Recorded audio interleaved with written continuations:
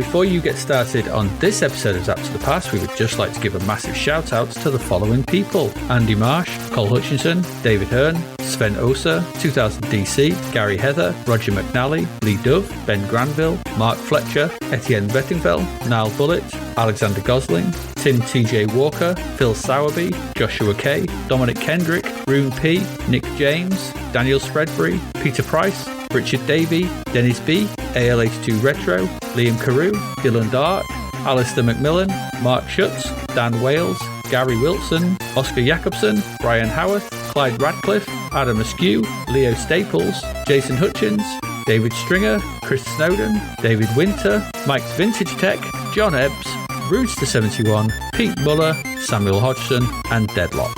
These amazing people have backed our Patreon at the C64 tier, and the support they offer just plain awesome. If you want to join them, get a mention in next month's shout out, access to our Discord server, early access to our free episodes along with any special releases we put out, along with anything else we can think of, and sign up by the 18th of the month at patreon.com/Zapped to the Past for well less these days than the price of a pint of beer. And now, on with the show.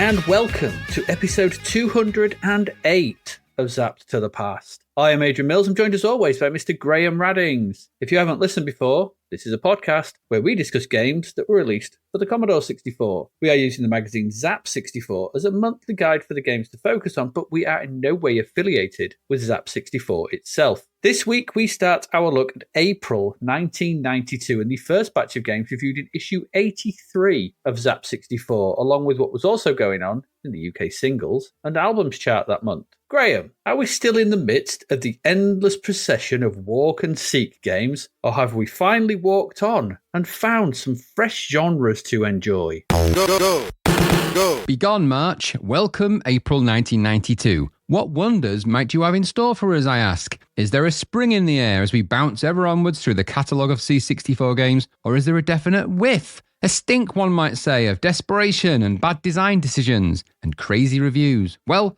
that's what we're here to find out, isn't it? So in a month where Microsoft announced Windows 3.1, upgrading Windows 3.0, we head to the 8-bit dojo for a good old-fashioned kumite, grabbing our poles, sticks, flails, and clenching our fists and feet along the way in order to fight through the ranks in Budokan. And then we slip into all familiar C64 territory with yet another game based on the concept of finding and seeking and walking and jumping across platforms full of crap on a quest for keys in the disturbingly premised Demon Blue. It seems that in every episode we have, at least one game exists where you need to wander around looking for stuff. It's a game design that's endured, I'll say that, but like a lot of things we seem to encounter from the early 90s, some of them should have stayed in the early 80s, where they started. So while we wonder at the thought of a world that has only just got Windows 3.1 and still thinks that aimless wandering around is a quality game mechanic, we take another step back, only this time into the all-too-familiar text table-filled world of the never-exciting football management game. Q staring at text-only minute counters, literally no graphics whatsoever, and the possibility of trading somebody called Gibbo for $8,000. It can only be Jimmy's Soccer Manager. After that, we explore the niche, somewhat hidden world of the Australian single-screen puzzle game. Yes, one does exist, though the jury is out on whether it was ever released to the public, with the underwhelming Flippit, before we finally go full-on grasshopper-based shoot-'em-up, I kid you not, as we streak across the skies of a planet full of random stuff, hopping and shooting and probably rubbing our legs together in the weird bogey green alien world. I find it odd that as the graphics quality in some of the games increases, the game design and programming quality decreases. Are we not allowed to have both? A sad tale of nearly finished games being thrown about like life jackets on the C64 Titanic as it starts to sink. I said I saw a bloody iceberg. Well, there's only one way to find out. Fight! There is. I think we may have left them a little bit behind. We may have walked on, not quite, not all the way. No, but well. What all my hopes and dreams of things getting better towards the end of their life of the C64, they're all being washed away in the tide. The scores, isn't it? It's the scores promise so much, and are so wrong. Yeah, and I wasn't reading Zapped by this point, or playing C64 games back in the day. Well, yeah, not many. So I didn't really. I've got no experience to fall back on. I was trying to think actually what my last C64 game was that I would have played. I was trying to think, what was the last game I ever played on the C64? I had a real hard time trying to remember it. I honestly couldn't tell you what it would have been. I'm trying to think what was mine. I'm trying to think when we were playing like something in it might have been 89, 90. Yeah.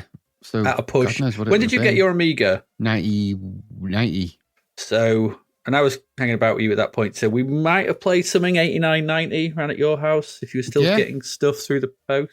I was getting a lot of games and demos. I wasn't playing a lot of the games. A lot of the games never worked, or at least didn't work all the way through. Yeah. So you'd get a game, and really all I was doing was I'd get the discs, I'd be duplicating them, and then distributing them fairly quickly out. So I just quickly checked to see if they were working. I didn't really play a lot of the games. And so, but I was trying to think, what was the last one? I couldn't tell you. The last one, maybe with you as a sort of 2-player, it might have been like an IK Plus on the C64. I think it was probably IK Plus or something, maybe Barbarian or something. Yeah, but we played a lot of Stunt Car Racer as well at one point, so we might have been something to do with that. Maybe. I couldn't honestly. I was trying to think because I tuned out of the sort of classic ninja games and stuff like that. I just went back to the games that I really liked, and when I think back, I'm thinking, well, was it this? But that was on the Amiga, so I was just trying to think, and I actually struggled with it. Minutes, I was struggling with that. Minutes. That's a long time to be struggling with that. Were you on the toilet at the time? Well, I wouldn't like to say. Just sat there. What was the last 64 game I enjoyed? Well, it wasn't any of these ones we've been playing, that's for sure. No. I don't know any of these things. Everything is a mystery at this point. Everything is a weird mystery. Yeah, exactly. And I had sort of a hardcore in my disc box of a million discs I never labelled a thing, so I never really knew what was on most of them. But I used to have like three or four. They were like Flappy and Clappy too. They weren't useful to anybody.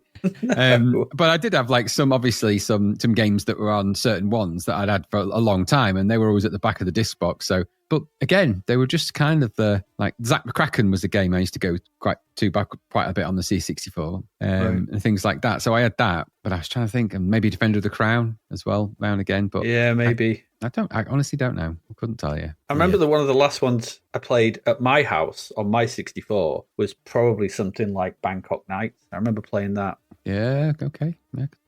But before, or was you just reliving some Bangkok Nights? Well, I was a bit too young to really understand what Bangkok Nights meant. you now? I was young and I needed the money. And then it made me also think then, so if you can't remember your final game, maybe it was that. I certainly can't remember mine, but it's probably down to just the frequency of games I'd go, oh, that's good. Right, off it goes. What was Gary's? What would Gary's have been? Old podcast friend Gary. Stroker, probably. Lovely. Knowing him. I don't know, probably one of the sort of decathlon games that we used to play together or something like that. He gave up on games quite early though, didn't he? He did, yeah. Well, that's his way, isn't it? But I could ask him, but I'm not going to. No, he was just in it for the demos, wasn't he? He was a demo. Yeah, he was in it for the demos, and of course, there are some of his demos still out there on the web. You know, if you really want to troll into the dark depths of the world, go and look at the Gremlins.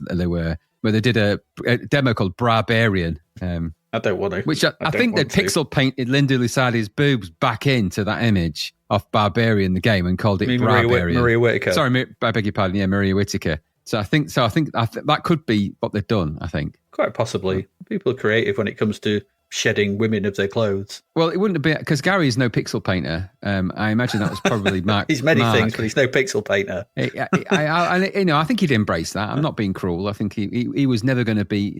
A joystick and koala paint was never going to be anything other than a disaster for him. But I think he would embrace that. He would. Whereas Mark Fisher was a little bit more. He was a bit more savvy about stuff like that, but he didn't understand how to shade, so they would have been awful. Yeah, it would have just been brown. Probably. I think we need to move on from this discussion because we've got a cover to discuss. Oh, God, we have, yeah.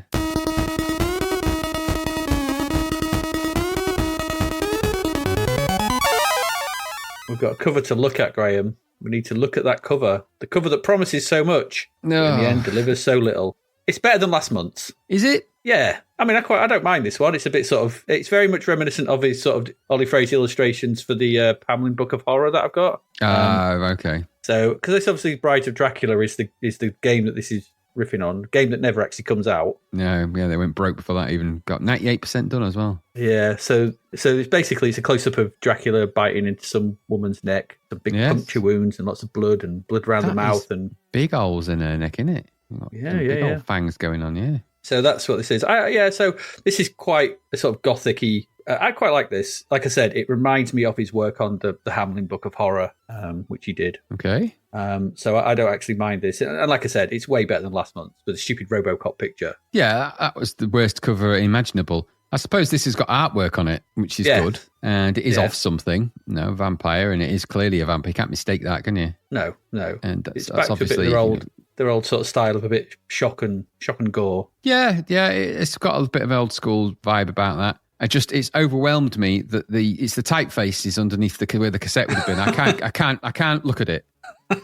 It's like, what stupidity is that? Well, no, you wouldn't have seen them, would you? Because they've had a cassette on it. So, when you took your cassette off, you would. That's true. And I'm looking at them right now, and I'm like, no. Why did you do that? Why? Well, they've done that. I don't know what's happened to the sea in Space Gun. It's been warped, hasn't it? Sort of out of all reality. Why have they warped the text so badly? I don't get it. It's unnecessary. And it makes Yabba Dabba Doo look really weird. Yeah, it does. So the games were...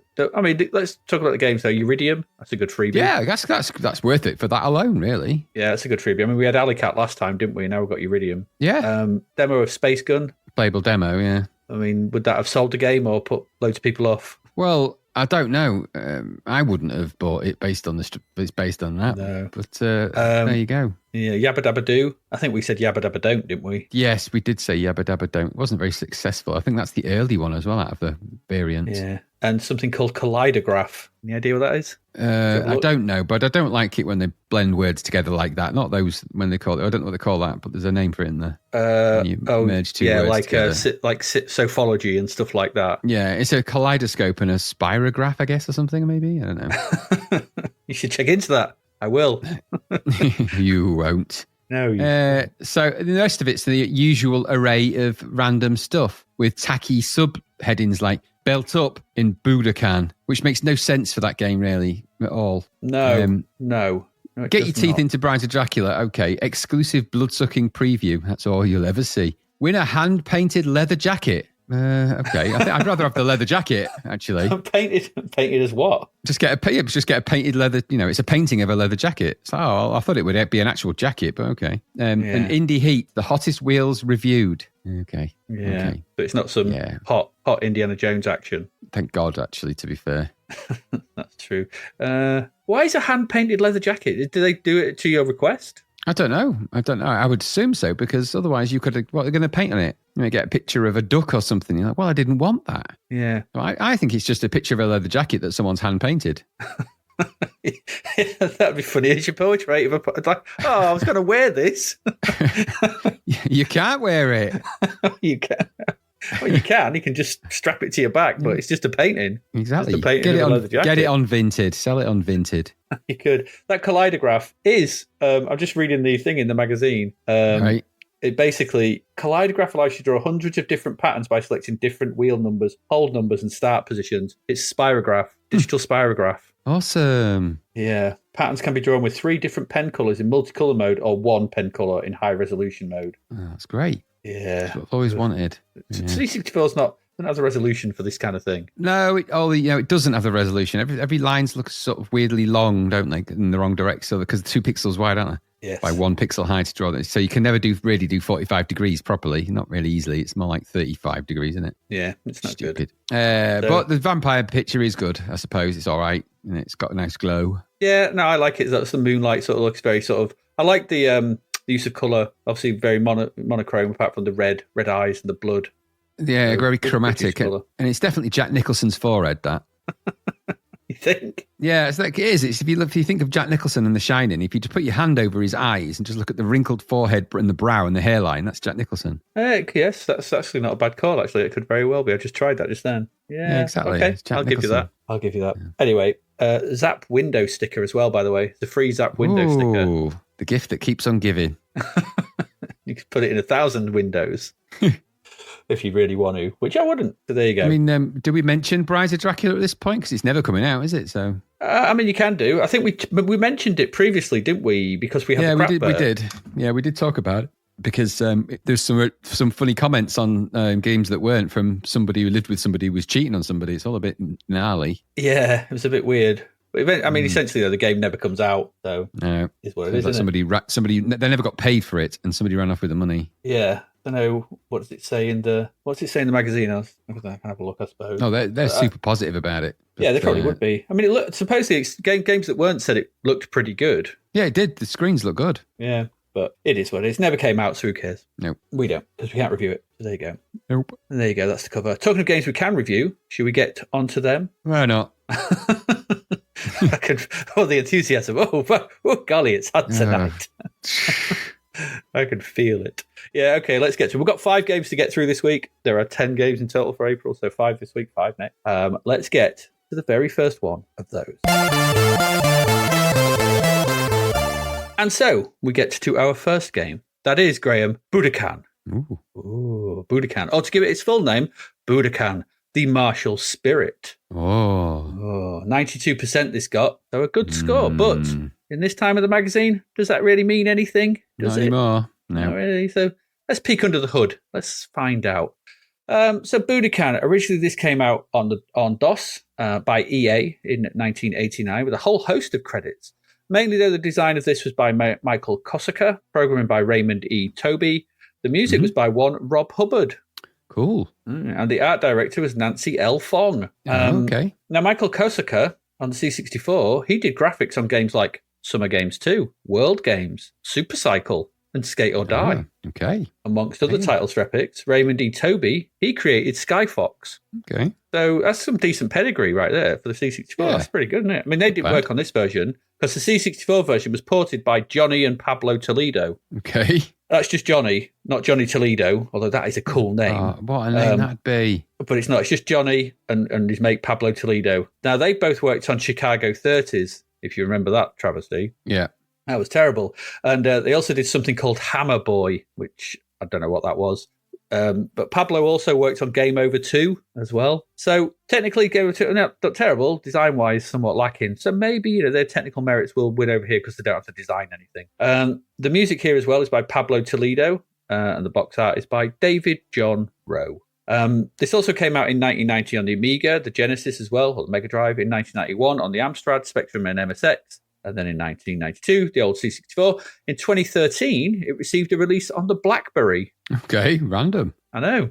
So there you go. So this game starts. We played. It was a disc version, so we couldn't find a cartridge disc. So the game starts with it's got a loading screen. It's got sort of 2 classically attired Japanese fighters in a couple of poses mid-fight. One looks shocked, one looks angry, and it's got a version of the original music from the DOS version, which is actually pretty good, I thought. Having listened to the other version, I preferred this. I thought I listened to quite some of the other versions. I didn't even particularly like the Amiga version, but I did like this version. What do I know, though? This just had a nice SID resonance to it. It was good. Then the game loads in, and in the version we played on disc, there was a note before this loaded in to say that some of the sprite data on the 4th fighter had been corrupted, the nunchuk. So they'd fixed it in order for the player to proceed. Which makes me wonder, was it just the cracked version that had this problem that they'd got hold of, or the original? Makes you wonder. It does make you wonder. So then we get a security check. It's in front of a nicely drawn Japanese house, and we get to the main game. There you go. But before we get there, what's all this Budokan about, Graham? What is it about? Don't know. Well, let me tell you. It says this. Welcome, student. I am Tobiko Sensei, a simple teacher. This dojo exists to offer martial arts training to those who seek it. Do you come to the Tobiko Ryu Dojo to study Bujutsu, the art of the battle, or Budo, the path of life? That is for you to decide. But be forewarned that either path will require rigorous training and absolute dedication. Empty your mind of preconceptions. They will only delay your physical and spiritual advancement. And also know that martial arts cannot bestow physical strength on one who is not also strong of spirit. The Tobiko Ryu Dojo offers training in 4 martial arts: karate, kendo, nunchaku, and bo. First you will Juyu Renshu, or practice your skills alone. Then you will kumite, or spar against instructors. When you are ready, if you wish, you can travel to the World Championship Martial Arts Tournament at the Budokan. There you must match your skills against advanced students in many disciplines, and you will see weapons and techniques that are not used in this dojo. How well you perform against these opponents depends entirely on your experience and dedication. Okay. So it's a multi-skill martial arts game, this, and it's not the first multiple fighting discipline game we've seen, I guess. Going back, things like Night Games, Yia Kung Fu, I guess, where we were up against different people, and the awful Samurai Trilogy. You remember that travesty as well, that horror? But this is a bit different, and you can see from the very beginning the influence of things like Skate or Die or Ski or Die of this when the game starts. Okay, because the instructions tell you, Tobiko Ryu Dojo, the training hall. You stand in the main courtyard. Surrounding you are the various training halls. To begin your training, walk into one of the 4 dojos: karate, kendo, nunchaku, or bo. Use the 8 directions of the joystick. So the dojo's directions are listed here. So you got the dojo's direct. So Tobiko Sensei, your training is at the top. Bo is in the middle right of the screen. That's actually the top right one. Karate is the lower right. Nunchaku is the lower left. Kendo is the middle left. And in each dojo, you are given 3 choices. Okay. So this feels like the selection screen in Skate or Ski or Die. That like opening bit where you can go to the shop or you can go to the different events. It feels very similar. You got a little guy, sort of walking about this courtyard, and there's 4 different types of martial arts. You can go practice, or you can go to your sensei. It's not Rodney Dangerfield in this one, although that would have been quite funny if they'd have carried on that trend to see him as your sensei. So like I said, you got a little guy, you walk about this courtyard, and all you got to do is simply walk to one of the buildings. As you get close, that building will start to flash. When you get very close to it, that it just assumes you've selected that one and you've walked into it. So there's loading in between each one. So it loads the event, the discipline that you've chosen. And then what we find ourselves in is inside the building that we've chosen. They all look the same. So each one's exactly the same. But we've got some options at the top. We can practice, we can spar, or we can return to the courtyard. If we choose to practice, we do this alone, but it's useful to get a grasp of the moves and the speed of the game. But this game is slower than things like IK Plus or Barbarian. It's not as slow as something like Karateka, but sits kind of somewhere in the middle. And you're either going to dig that more sedate style or not. That's down to your own personal preference, I think. A lot of people on Lemon really like it. It's going to be you'll either will or you won't. So the 4 disciplines, like I said, we can take on bow, which is this kind of stick held in 2 hands, being in the middle, and you jab at people. So it's jabby, stabby, jabby type thing, fighting actions. Kendo, which is swingy. So you hold a stick at the bottom and you swing it with a stick. Nunchaku, which is flaily with sticks and chains. These are official terms. And finally, it's karate, which is punchy and kicky. There you go. Each of these 4 disciplines have their own movesets as well, with some overlapping areas. So to walk forward and backwards, it's weirdly the down diagonals. Took me a while to realise that. Working out how do I move forward and backwards? Down diagonals. The jump, it's up, and the diagonals to jump forward and backwards. And that's kind of the same across all the disciplines. Those are kind of sort of shared. From there, the events do differ. And some even have like multiple moves from a start point. I'm not going to go through all the moves because there's quite a lot of them. But it's your usual fighting move. So up and fire will do it and things like that. You kind of get the gist. But there's some differences here. For example, if you're in karate, if you hold right on the joystick, you kind of raise your leg. You don't do a move. So you start. So you move into sort of if you're going to do a kick. From there, if you press the fire button and do upright or right or down right, you'll do a high, middle or low kick. Okay. So you can it's dependent on which one you do. So right will take you to that. But if you do right and fire, that does sort of a middle punch.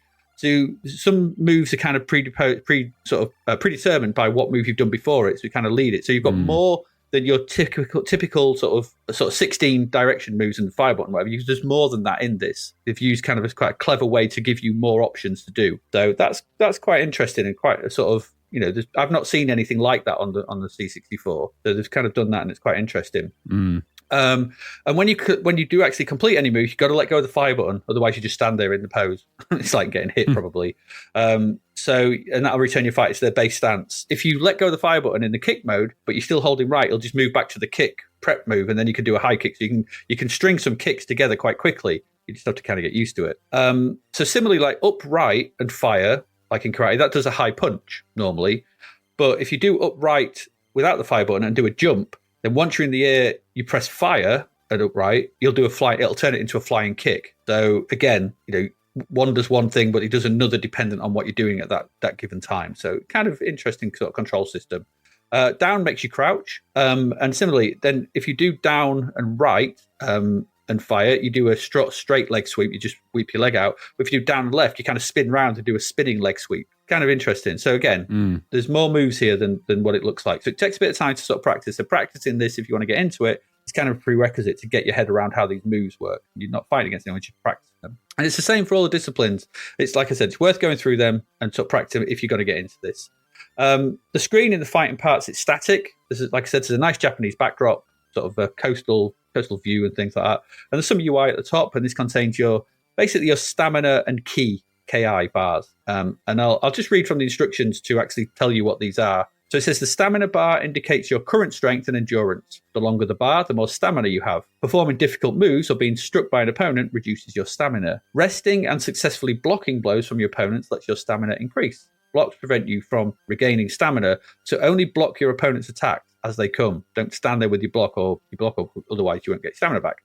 The stamina bar is actually color-coded, so you can approximate your strength status. If it's green, then that's in the full strength mode, so your moves are quick, so you'll attack quicker. If it's yellow, that's after 60% stamina loss, your moves are slow. Avoid making high energy attacks and try to block your opponent's strikes. If it's red, so it's less than 80%, then stamina loss. You are very close to exhaustion. You can't perform strenuous attacks quickly, then avoid most offensive moves and block your opponent's strikes until you regain your strength. That's the point where you get back off and run away. Your key bar, which is underneath this, is the term describing the energy of the universe. It is the essential life force that flows through and around us. I've heard this before. Your ability to accumulate and focus this energy and let it flow freely within you is essential to your understanding and growth. The key bar is a measure of how much ki you have, which makes sense. The longer the bar, the more ki you possess. The longer you stay in a match without attacking, the more ki you collect. The more ki you focus when you attack, the more damage you inflict. So the more, whack the stamina down. If you've got full ki and you hit someone, it's going to do loads more damage than if your key's low and you'd be like, it's like Monty Burns, hitting when you're at the lowest point. When you attack, you lose half your ki for the blow. If you strike your opponent, he loses half of his ki too. So it's risky. Okay? Similarly, if you're building up ki and get struck by your opponent, you will lose half of it from the blow. There you go. If you're forced off the map during the match, you lose half your ki. If you're forced backwards off the screen, you lose half. It's important then to keep an eye on both your stamina and ki bars during the fight. Once you're done practicing, you can spar. There are 3 difficulty levels to choose from: easy, medium, and hard. And you can basically keep at this for as long as you like, either going back to the courtyard, staying in the same place, and just going having a play through all the sort of different combat that with sticks or the nunchucks or whatever. And you just keep doing this. Once you're done with the sparring, though, and the practicing, well, then it's time for the main meet and go to the Budokan tournament. So to do this, you wander up to the sensei's house at the top of the courtyard and select Budokan.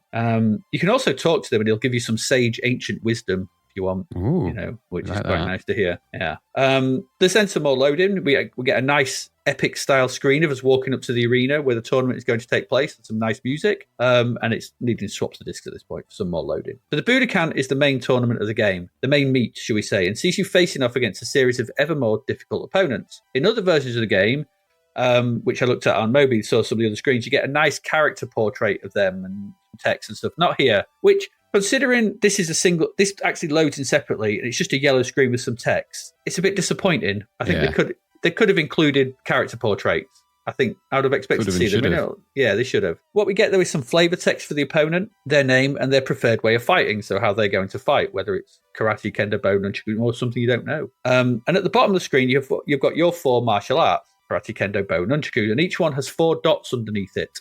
Now, you can choose whichever type of martial arts style you want for each fight, but you can only choose that style of fighting 4 times. Right. Okay. So if you're really good at kendo, you might want to leave that to the end, if you're thinking that, and sort of for the more tougher opponents. And you might, so it's a case of, well, if they're doing karate, I might want to sort of stay at a distance and use a big stick to hit them with, and, and try and whack them that way, which seems unfair, but that's the nature of the game. Once chosen, the fight loads in, and we get a static side on screen of the arena as our fighters taking center space on the blue mat of fighting. The layout of the screen is the same here as the sparring and practice, and the aim is basically to knock out the opponent by getting their stamina and ki to 0, whereupon they crumple to a heap, and you can move on to the next opponent.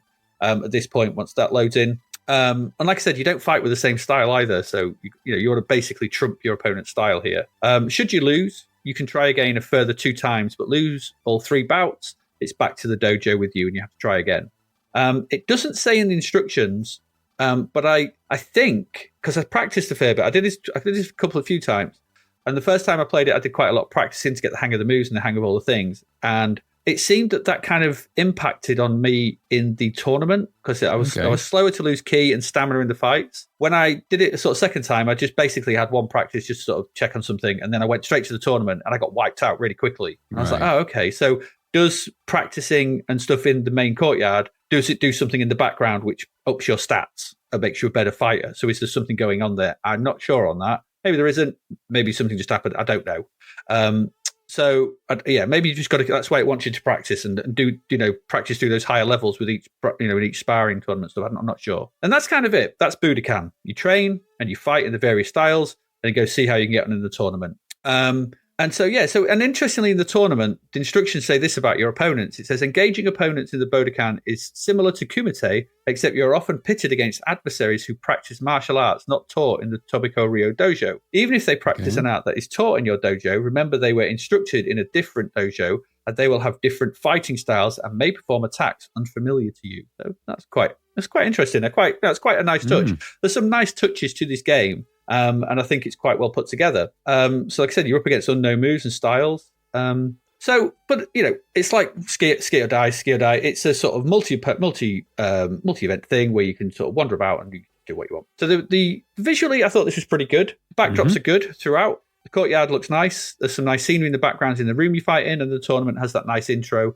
The interior is good. There's a lot of sprite data here, I think. Lots of moves, and they're all animated really well, if a little slowly, but it looks good. And there's, each one's got a shadow as well, which is really cool. I like the shadows. They reflect every single move you do. So those shadows move with you. That's not something we often see, but I think gives this a good sense of solidity and place to the characters. They feel part of that world. This feels pretty solid. The sounds and music, they're also pretty good throughout. Could have been a bit more beefier with the contacts and stuff, but there's good renditions of the DOS original tunes. Expected hits and the like. It just needed a bit more. It could have done with a bit more oomph. I don't know. I've heard sample sounds all over the place in these kind of games, haven't we? But I'm not sure it's always the best. Sometimes they're a bit crap, sometimes they're good. But I think it just needed a bit more contact oomph. So in those respects, it's all right. I did, however, have the game crash on me both times in the tournament, or twice in the tournament when I got there, which was when I went through it. The first time, I wanted to go back to the dojo, and it just hard crashed and locked up. It's just got a screen of garbage, and that was done. I was like, oh, okay, I need to reset. The second time I lost, I tried to switch to a different style of fighting, and it just locked up again. So I'm not quite sure, which is weird because it loads it in. So there's obviously something going wrong. I don't know if it's the crack. But the comment about corrupted sprites do make me wonder whether this was released in a bit of a buggy format. Maybe there's some problems with the original release. Hard to tell. I don't know. I'm not sure. Now, I know I mentioned some other games at the start, but the game that this most brought to mind was Uchimata.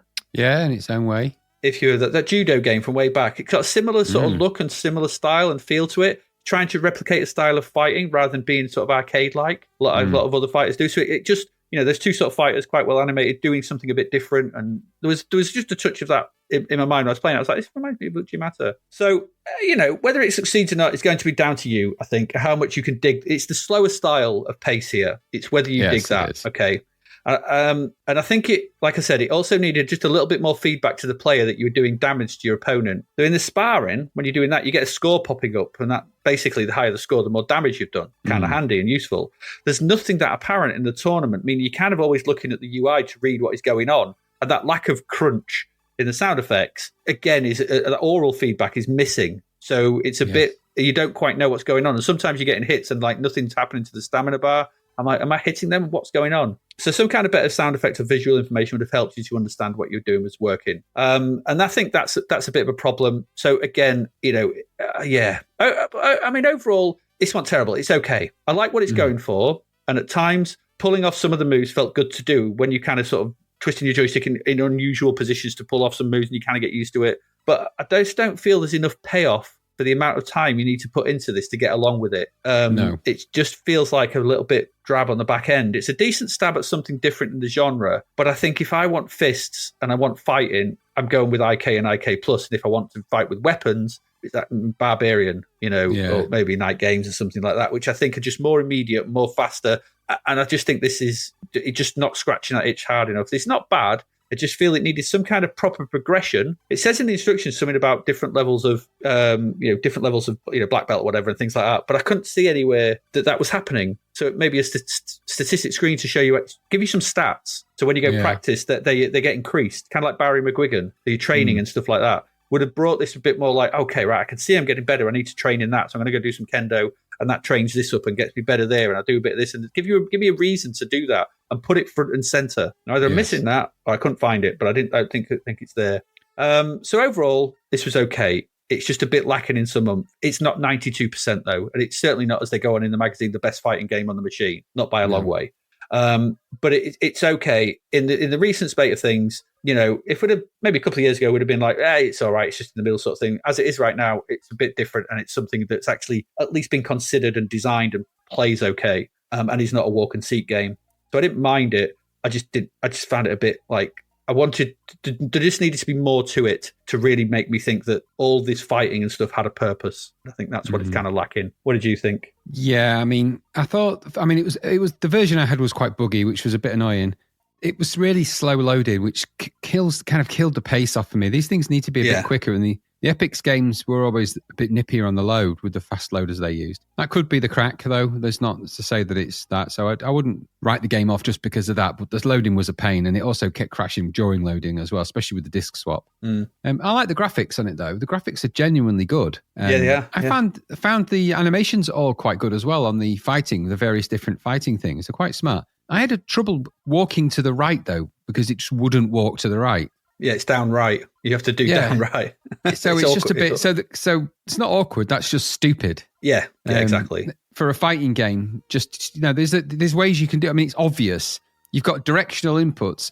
It's pretty obvious where those directions need to go. Yes. And they don't always follow those rules. On IK and IK Plus, you pull, I think, down and bottom left-hand corner to do kind of a crouching punch. And there's variations of it for whatever reason. But I found that a little bit annoying. Now, once you got into the fighting, it was okay. It wasn't supersonic. It wasn't amazing. It was okay.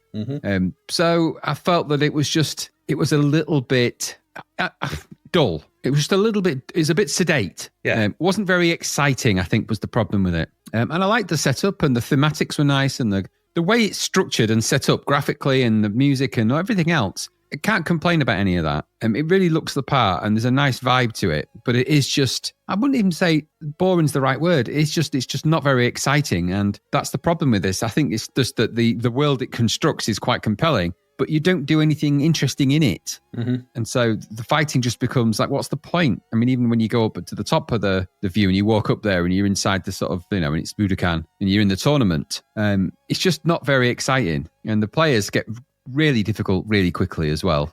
Yeah, they do, yeah. And when you're not sure of the moves and the moves are kind of fighting against you, it starts to get a little bit frustrating. I think my problem with this was that I'm used to a different pace for these things. I like the IK Plus, the IK, the way the exploding fist. I like that style. I like that pace.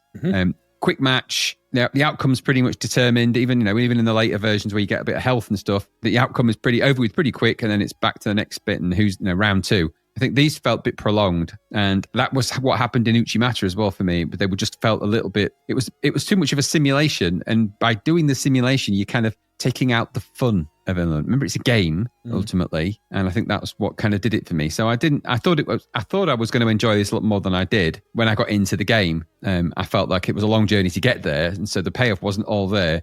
I thought, well, maybe if I persevere with it, it just never really got very exciting. And I think the sedate pace of the nature of the way they presented it is what's come back to bite it here. But it's not a bad looking game, though, all said and done. And it's orally quite, interesting. Hourly, I suppose, is I don't know what the official designation is. But I think it just lacked a bit of excitement. Other than that, it was pretty good. So that was my take on it. I think you hit the nail on the head there. It's a sim, and if it's a sim, it needs some stats. Yeah, a bit more sim stuff. Yeah, so if it was this pace, but like I said, if it gave you like your stats were going up in certain areas and you would during the training and stuff, and you could get that, it would make more sense to have this more sedate kind of slower pace. But because you can't see that, it just feels to be lacking that element, which is missing. But it's okay. It's all right. It's certainly nowhere near as the bloody effluent. Not effluent. They're really sort of effusive in the magazine review in this. Oh, it's the best raging fighting game about ever. it.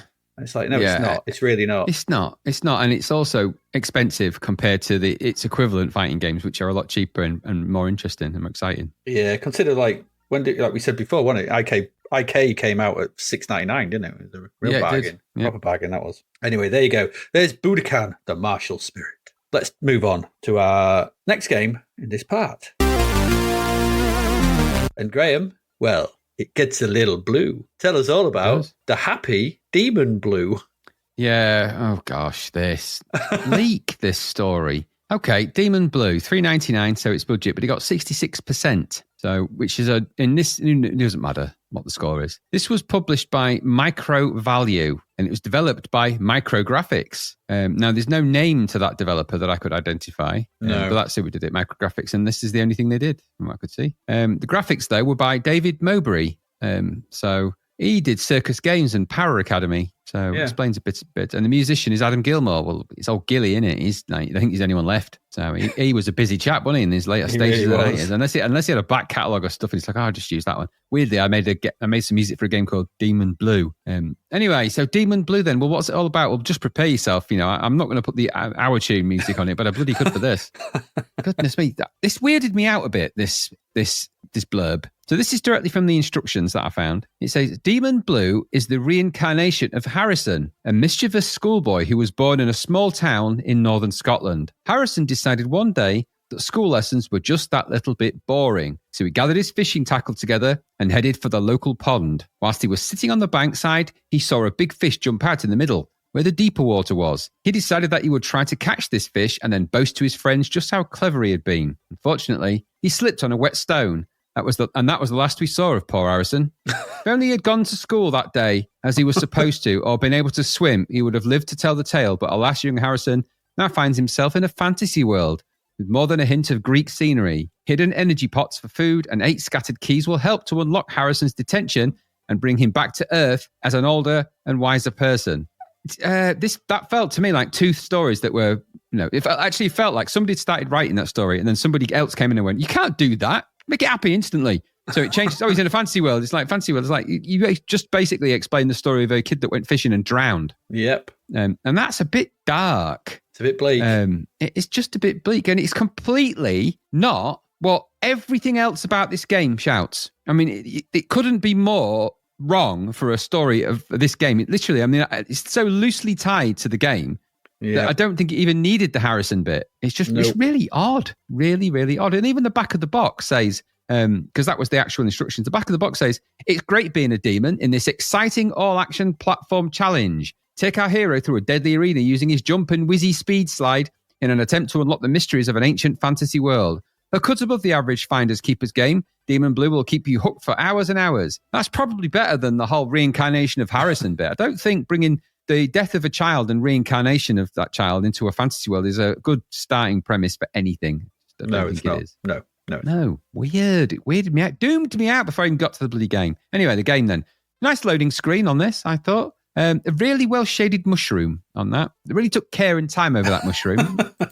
Less so the rest of it. Again, for reasons that nobody can explain to me, we've got some kind of creature crawling out of a brown hole. What is the obsession with having creatures crawling out of brown holes? Why?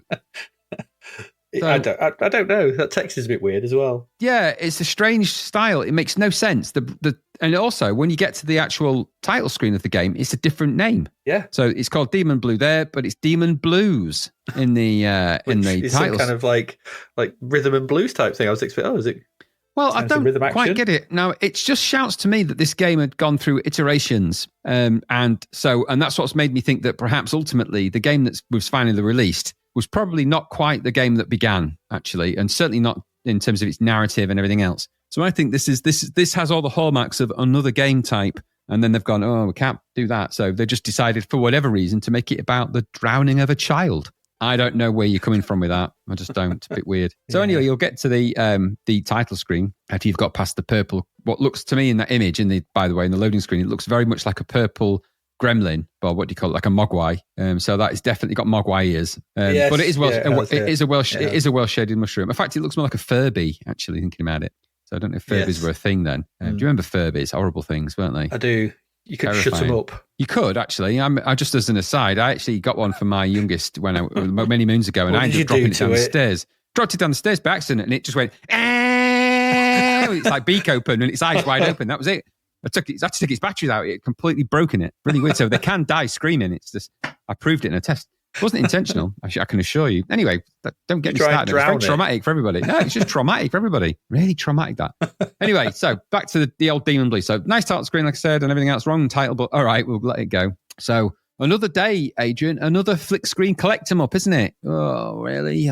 Just what we thought we got out of it. Like I said, I quite like the intro bit. The music's really good for this. I'll give it that. The music was really nice. So presentation-wise at the start, it's actually pretty good. Okay. Quite moody. Sets the tone. Thankfully, there isn't a drowning child in a boat or fishing or whatever, but it just sets the tone quite nicely. And then you get for that. And then, so you've sort of got that sort of, it does build it up a bit. I was thinking, maybe there's something to this. You start the game and you instantly, the colourful and well-realised graphics are going to hit you right away. This is a really nice looking game. Yes. And it's testament to that kind of, there's obviously been some kind of epiphany with the graphics and the pixel painters in the C64 towards the end of its life. They've discovered that you can set multi-colours on different raster lines. So we're now getting quite a lot of variants of colours. So it's not just the 4 colours across the whole thing. They're obviously splitting the screen a bit further down and you're getting some different variations of colour. That's all good. Like that. Nice technique, good. Mm-hmm. And also the sprites in this game are also looking pretty good as well. The main sprite itself is actually pretty good for what it is.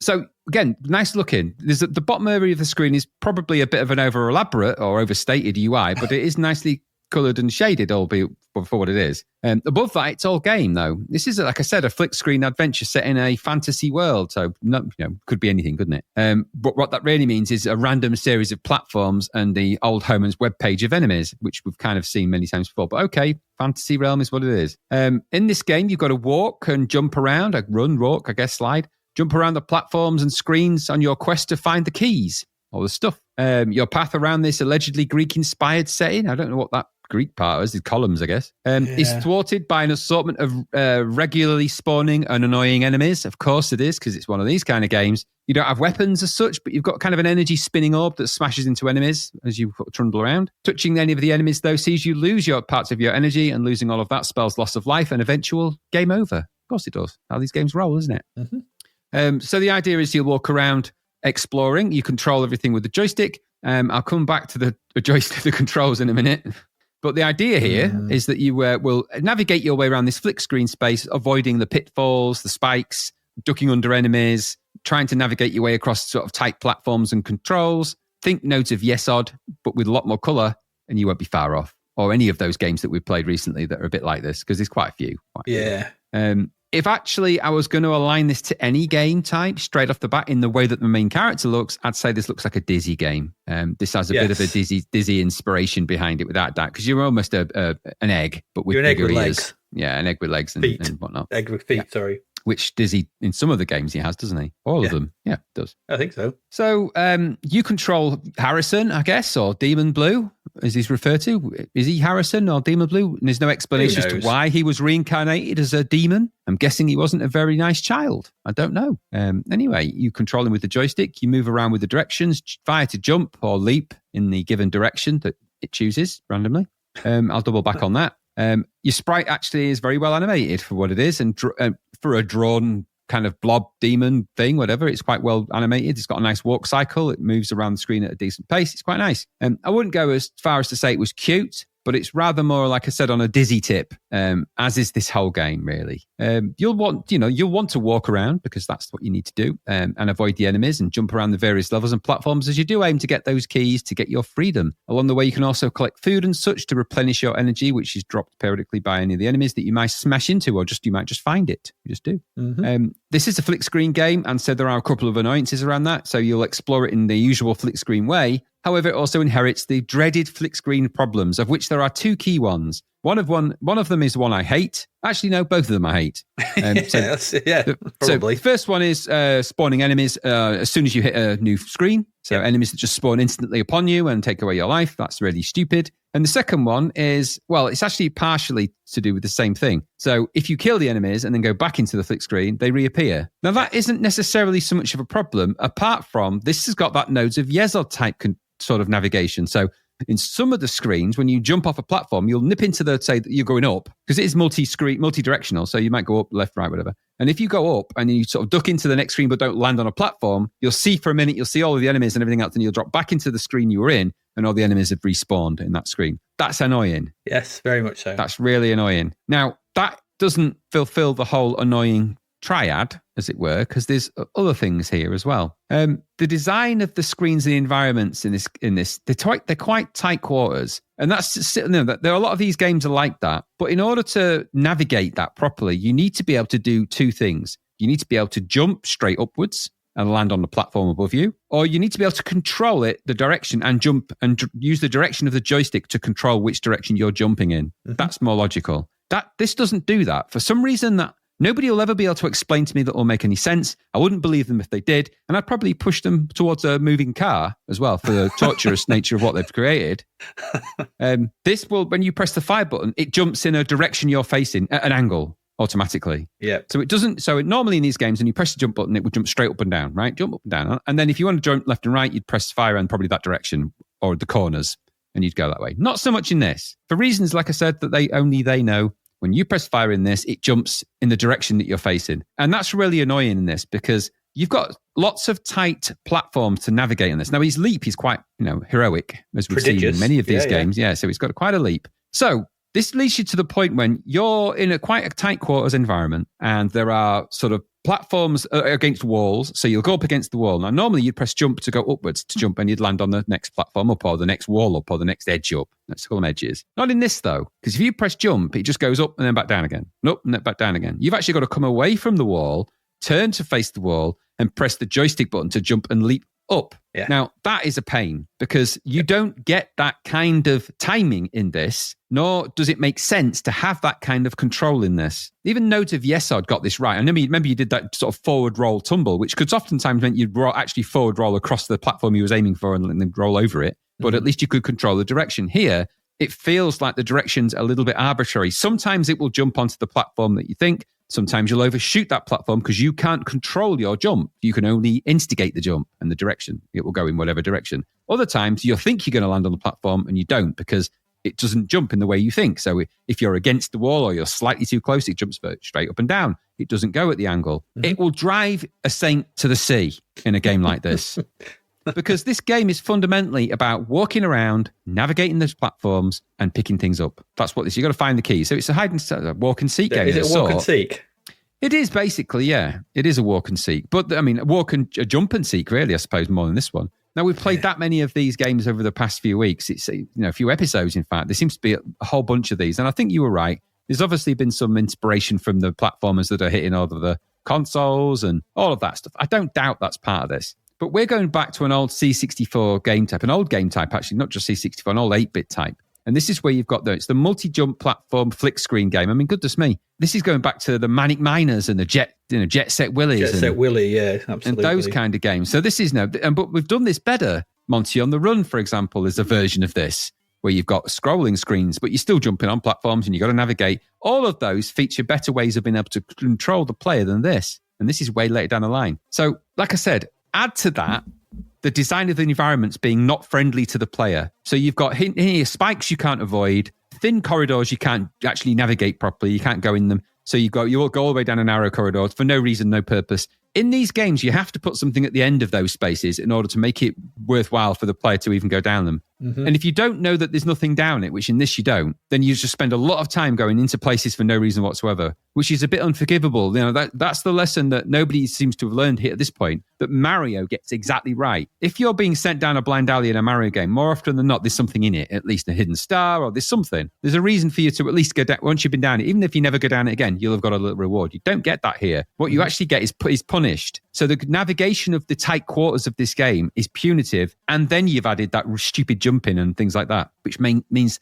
the game is really frustrating to control. Remember, the only thing you've got to do in this game is control and find stuff. That's it. And then avoid the endless spawning enemies that will drive you slowly mad. And that's really, because that's the game. There's no more to the game than that. There's no music in the game, which is another massive error in this, because it just needs something noodling along in the background, because these games with just silence, and this one's got particularly annoying jump sound effects. Very quickly, your lack of ability to control the jumping properly, your inability to get Demon Blue, moving where you want him to be. On top of that, the tight quarters and everything else. No good-looking graphics, no amount of good-looking graphics and nice pixel painting and sprite animation are going to save this game from being really frustrating really, really quickly. And that is such a shame, because had they just not done those things, this wouldn't have been perfect, but it would have been a really nice looking alternative to a Dizzy game. Yeah. Had they just thought about the story a bit more, so instead of making it about a drowning, which is weird, just put a bit more story into the fantasy of it. Give him a purpose other than just get the keys and leave. Put some more around that. Give the keys a rationale.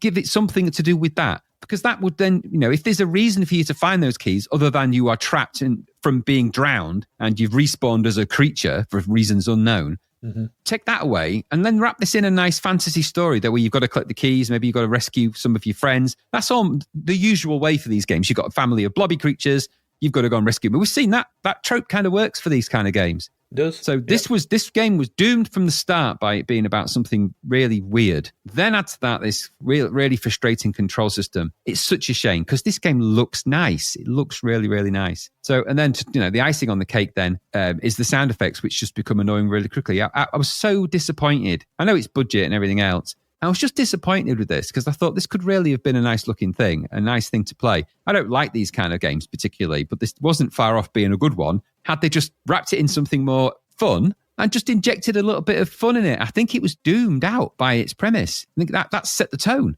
So this was moribund from the start, and it never became unmoribunded by the repetitive, meaningless nature of the trolling around this, because you're kind of just trapped in this bizarre fantasy world. Admittedly, nice looking. And the scrolling's fine. There's no bugs in the game to speak of. It controls, the controls for what they are. Even though they're stupid, they work okay in the sense that you can control in walking and things like that. Those bits are all good. Not giving him the ability to shoot things is stupid. If you're going to have things to collect, make them more collectible and fun. Make the journey to those more interesting and compelling. Not hard to do all these things.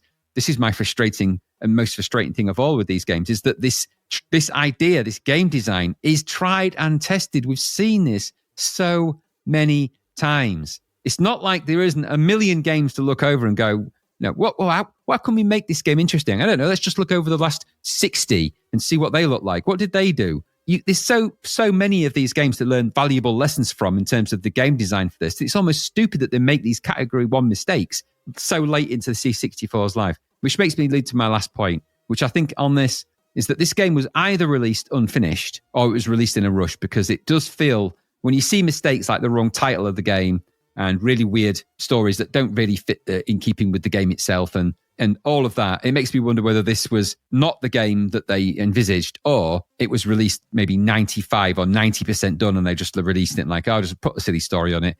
There's enough there for a game. Somebody will get money. It's only budget, so somebody will get money out of that. And I perhaps think that's really the parting shot here, is that maybe this was never actually the full Demon Blue game, and that there was probably going to be bigger plans for it, and it just never transpired because it was too late, or it was, I don't know what the story is there. I did look on games that weren't, and there was nothing entered for this. So my final take on it is, it looked nice. And how many times have I said these words, Adrian? I could record it. Looked nice, but the game design was lacking. It didn't have any fun, and those, out of all the things, and if you're going to make a game like this, you really need to control your controls, make it fun. and make it compelling for a reason. You need to be doing the thing for a reason. And if you don't do those things, forget it. So what did you think? Yeah. I noticed that you put on the agenda, I'm going to hate this. I didn't think you'd enjoy it because of the controls. Yeah, and I've pretty much written what you have. There's obviously been a lot of care, so I'm not going to add much more because I think you've done an eloquent job there of explaining the highs and the deep lows of this game.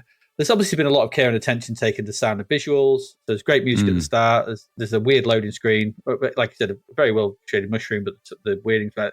But I just don't know why wasn't the same level of care taken with how this controls and plays. It's very strange. Why wouldn't you do that? And why is it called Demon Blues, like you said, on the title screen, but not the loading screen? So when you drop in at the start of this, I was like, wow, this looks. I was impressed how it looked. In fact, the visuals throughout most of the screens are very good. I thought it had a similar sort of style to sort of Stormlord. There's like Stormlord, Cybernoid, that sort of style. Yeah, it's totally not quite as good, as Stormlord, but it's certainly in that vein. And even absolutely. to be mentioned in the same breath as those is like that tells you how good these are. They are very good. Some really nice shading and like little bits in the thingy, like some of the sort of metallic pillars and stuff have got really good shading on them. Really nice. There's some of that. But then I tried to play it, and once again, the stupid jump and the flick screen nature and the respawning enemies and the general feel of this all let it down. Exactly as you said. There's no point in me going over it because you are absolutely 100% right. And that's just annoyed the shit out of me. It's a shame that some real quality presentation and decent music on the title screen has been squandered here. But they have, because it's a pig to play. It's an absolute pig to play. Just trying to exploit. It's an exercise in frustration. This is basically walking through the streets of King's Landing with somebody at the front going, shame, shame. That's what this game's got behind it. It's like that blue blob. To me, just because if you think about, as much as we were like, it's okay, Blinky's Titanic Blinky, similar kind of character in it. It's got little feet walking around with the same shape, but that controlled much better. You can control your jump set. Some annoyances with the flick screen, but because you can control the player and also jump up, why can't you jump up? What kind of madness is this? You can only jump forward. So bloody annoying. In this day and age, controlling your characters just become a bit of a thing to expect. Not being able to do it here is no. It's a stupid name, stupid story.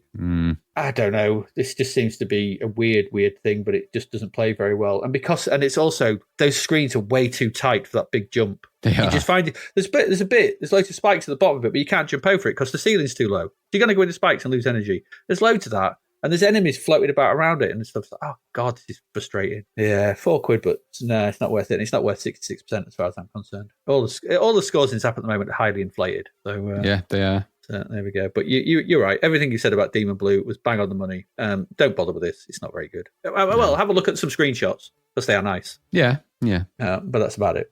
And there you go. That's our first two games. Both of them look good, but lacking in the playability stakes. Lacking. Very much so. Yeah. We're going to go away, lick our wounds, take a break, and come back. We'll look at the music scene for the UK for April 1992. Lots of singles, lots of albums. Stay with us.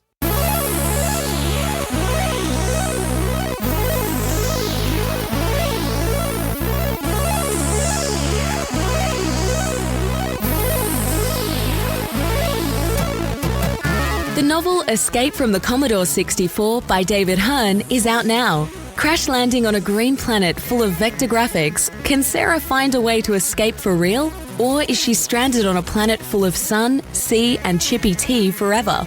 Imagine finding yourself in a cinematic karate game, having to rescue a princess, or remain stuck under the run-stop key forever. What about finding yourself on a space freighter full of robots? Could you clear the decks? If you were transported back to a Wild West town, having to round up outlaws, could you survive until sunset? What if you were a wizard with a cat who must colour worlds? Could you beat the game, or would a virtual guitar solo announce your demise? Sarah might just be another visitor, but she doesn't want to stay a while, never mind forever. Available from Amazon and all good online retailers, discover if there's a way out in Escape from the Commodore 64. Visit davidhearnwriter.com to find out more. And here we are, we're back again. It's the number one singles. Well, for the first week of April 1992, it was all month March. It's still there. It's still It's Staying by Shakespeare's Sister. It did. And it made me realise we'd never actually said the joke, have we? Stay a while, stay forever. How have we not done that? And it made me think what a version of that would be like with that voice in it. Instead of going, stay, just goes, stay. with me. Stay with. It'd be really weird, wouldn't it? It would be very weird. And then when she comes on and starts singing, she goes, when Siobhan Bay appears, when she opens her mouth. Destroy him, my robot. She's taken a turn singing this, hasn't she? Stick to the lyrics, Siobhan. Yeah. Don't go all C64 on us. Producers tapping on the recording studio window. Tick, tick, tick, tick, tick, tick, tick, tick. Do you know how much this is costing? My time's precious. Yeah. Precious. Stay a while. Stay forever. Oh, gosh, shut up! Someone's hit her on the back. It's like a sneeze, like a cough that won't stop. Yeah, she got a tick. Yeah, C64 tick. For the final 3 weeks, though, oh, God, I hate the UK sometimes. It was Deeply Dippy by Right Said Fred. For 3 weeks at number one. Oh. Yeah, Deeply Dippy about the, I hate that frigging song. I hate it. Yeah. You'd be deeply dippy not to. I'm full Gollum. I'm full Gollum with that. I hates it forever. Absolutely, yeah. And I don't want to know what it's got in its pockets either. No, I'd like to see a version sung by Gollum of that, though, wouldn't it? Deeply Dippy. That'd be quite interesting. Back his pockets is. No. Deeply hands in his pockets is. It? That's my ring. Yeah, in context of Right Said Fred, this song is over. Absolutely. I used to kill the Rolling Stones. Anyway, let's move on. Number one albums. Oh God, this is a rare treat. 4 albums, 4 weeks, 4 albums. It was in and out. These were like, it's the okey cokey of albums. First week we had Adrenalize by Def Leppard. They're back. They are. In crap form. They are. I didn't realise this was on the back of a death, though. And are they the most unlucky band ever as well? Yeah, Steve Clark died, didn't he? Yeah, in 91. Yeah. Didn't realise that. So this left their current guitarist, I guess, to do all of it, didn't he? Phil Collin, yeah. And he is a great guitarist, Phil Collin, although he has many layers. They were both great guitarists. Steve Clark was a great guitarist, but they're both cracking guitarists. But Adrenalize, when we talked about this last week, didn't we, when we did Let's Get Rocked? Yeah, we did. Just rubbish. And you've noted here in this write-up that there's 6 singles off this album. Yeah. Now, we had Make Love Like a Man, Have You Ever Needed Somebody So Bad, and Stand Up, Kick Love Into Motion in brackets, were major hits. I don't remember any of them. I don't remember any of them. I don't remember a single thing about any of those songs. Not a single one. I'm like, I've never heard of them. What are you on about? These aren't real songs. I mean, Make Love Like a Man, is that not the cheesiest title ever as well? Oh, goodness. I mean, as opposed to what?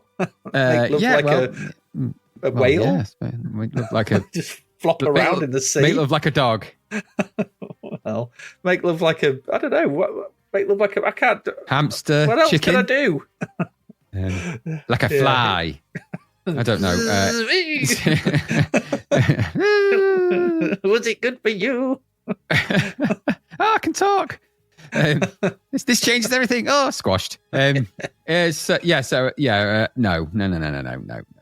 lot of writing credits on there, doesn't he? It says White Lightning is dedicated to the memory of Clark, who has writing credits on 6 of the album's 10 tracks. So he's obviously a really key part of the band. I mean, with the drummer losing an arm and then losing a guitarist, I feel like somebody was trying to send a message, a strong message. Yeah. But there they are. They carried on. Replacing that, the next week was Diva by Annie Lennox. You was a big fan of the debut single, weren't you? Why? You really like that? I do like Why. Yeah, I think Why is a really good song. But I've never listened to the album. I have to say something. I imagine it's quite good. What did it get? 5 successive single releases. Walking on Broken Glass. That's a good song. Yeah, and I thought Walking on Broken Glass was a Eurythmics song, so it just shows you what I know. Yeah, it does show. Yeah, Little Bird, I think I recognise. But yeah. And there was that love song with the vampire, which was the Dracula track, wasn't it? The Bram Stoker's Dracula. Yeah. It's a good track, that is, and good. So the film's actually when we come to the film at some point, we will. Film's got some amazing things to it, but it did sell a lot. Yeah, it's done well. I mean, I didn't like Why, but I really liked Walking on Broken Glass as a single. That was good. Yeah. Walking on Broken, and that really does hurt. If it was Walking on loose Lego, I mean, that's like next level pain, isn't it? That walking on plugs, upturned plugs. Upturned plugs. That's a Billy Joel song, isn't it? Upturned plug. I've been walking over upturn plugs. It really hurts the bottom of your feet. And you can't understand the pain I'm in. With upturn plugs. It was 3 pin. Wow. Exactly, yeah. You can't understand the pain I'm in. It was 3 pin. Yeah, that's the one. Not those. Well, it'll be a 2-pin, wouldn't it? It's American, isn't it? Those stupid 2-pin ones. Yeah, but you can't stand an upturned 2-pin plug, can you? They don't upturn. Oh, that's true, actually. Yeah, you don't know how good you've got it, Americans. Yeah, exactly. Yeah, you don't earth any of your appliances, but that's okay. You don't do that. That's fine. Yeah, you live that. You live that risky freewheeling lifestyle is too much for me. I can't be doing that. I need a third pin. We need the third pin. Yeah. Yeah. Replacing that for the third week of the month was Up by Right Said Fred. Let's not talk about that. No, I'm not. It's rubbish.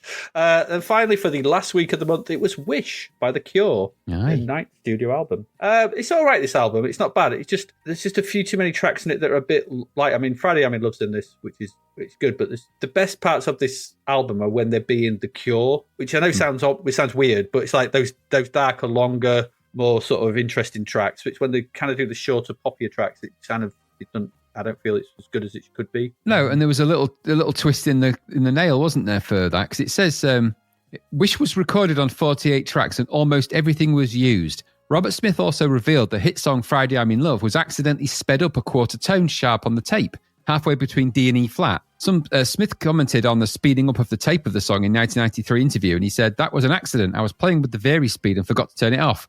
But the whole feel changed, and the fact that it's only the only song on Wish that's not in the concert pitch really lifts it out and makes it sound different. After working on the record for months, hearing something a quarter tone off makes your brain take a step backwards. So it's not tonally in the same key. Oh, weird. It's in it's in an unusual key, to say the least. Yeah, how do you go halfway between D and E flat? Well, if you've got a sliding on the vary volume or whatever it was he did, the vary speed. How would you play that live? You wouldn't. You'd have to be one or the other. It's gone into a space of impossibility. I mean, you could tune your instruments that way, but imagine the faff about for that. Well, you're not doing it, are you? Well, nowadays, roadies on the side are doing that, aren't they? Oh, this bloody guitar, I've got to tune it to D quarter. You'd be surprised how many songs are actually recorded a semitone or a tone up and then drop down in the recording. That happens quite a lot more than you think. So a lot of the times, cover bands are trying to learn it by listening to the CDs. They're actually learning to play it in the wrong key because it's more often than not, it's actually changed in the certainly now in post-production. And believe it or not, now on the live stage, you can live process all the instruments because we've got that much processing power now. You can when they're playing live, you can change the pitch of it live. So when they're playing on stage, it comes out differently from the speakers at different pitch and everything. So you can change the tuning of a guitar, not by actually tuning the guitar if needs be. Wow, this clever, newfangled world we live in. It is all auto-tune and craziness. It's all satellites and laser beams, Adrian. Absolutely. Still can't program big track. Nobody wants to do that, though. No, you can't. They never made a life-size one. Why didn't they do that? Because it would have been a nightmare. Imagine if that went rogue. Turn 7. Turn 7. I want to live. Oh, he's knocking the house down. And that is a big apple. So, this is called Big Track. This is Big Track. It could have been bigger track, couldn't it? They should have done a life-size one that kids could sit on. They could have. Let's get to the singles. 5th of April. In at number 10 is Evaporate by Alternate. I wish it had of. It's just nope. That's my comment on this. I'm so bored of these and the stupid masks. They had a thing, didn't they? They had a. You can impersonate Alternate just by holding your nose and doing 4 short stabby sounds of any description. Watch, you can go. That's true. You try it. You can do it That's how you do it. It's how all their songs were born. See? It's basically like asking for tunes, isn't it? Which you are doing because there's no tunes in these songs. No, it isn't. It's just that, and then breakbeat in the background, and then them wearing masks, sort of, and hazmat suits for reasons. So that was their thing. That was their stick. Wasn't a stick I enjoyed. I wish I could have hit him with it, but yeah, absolutely.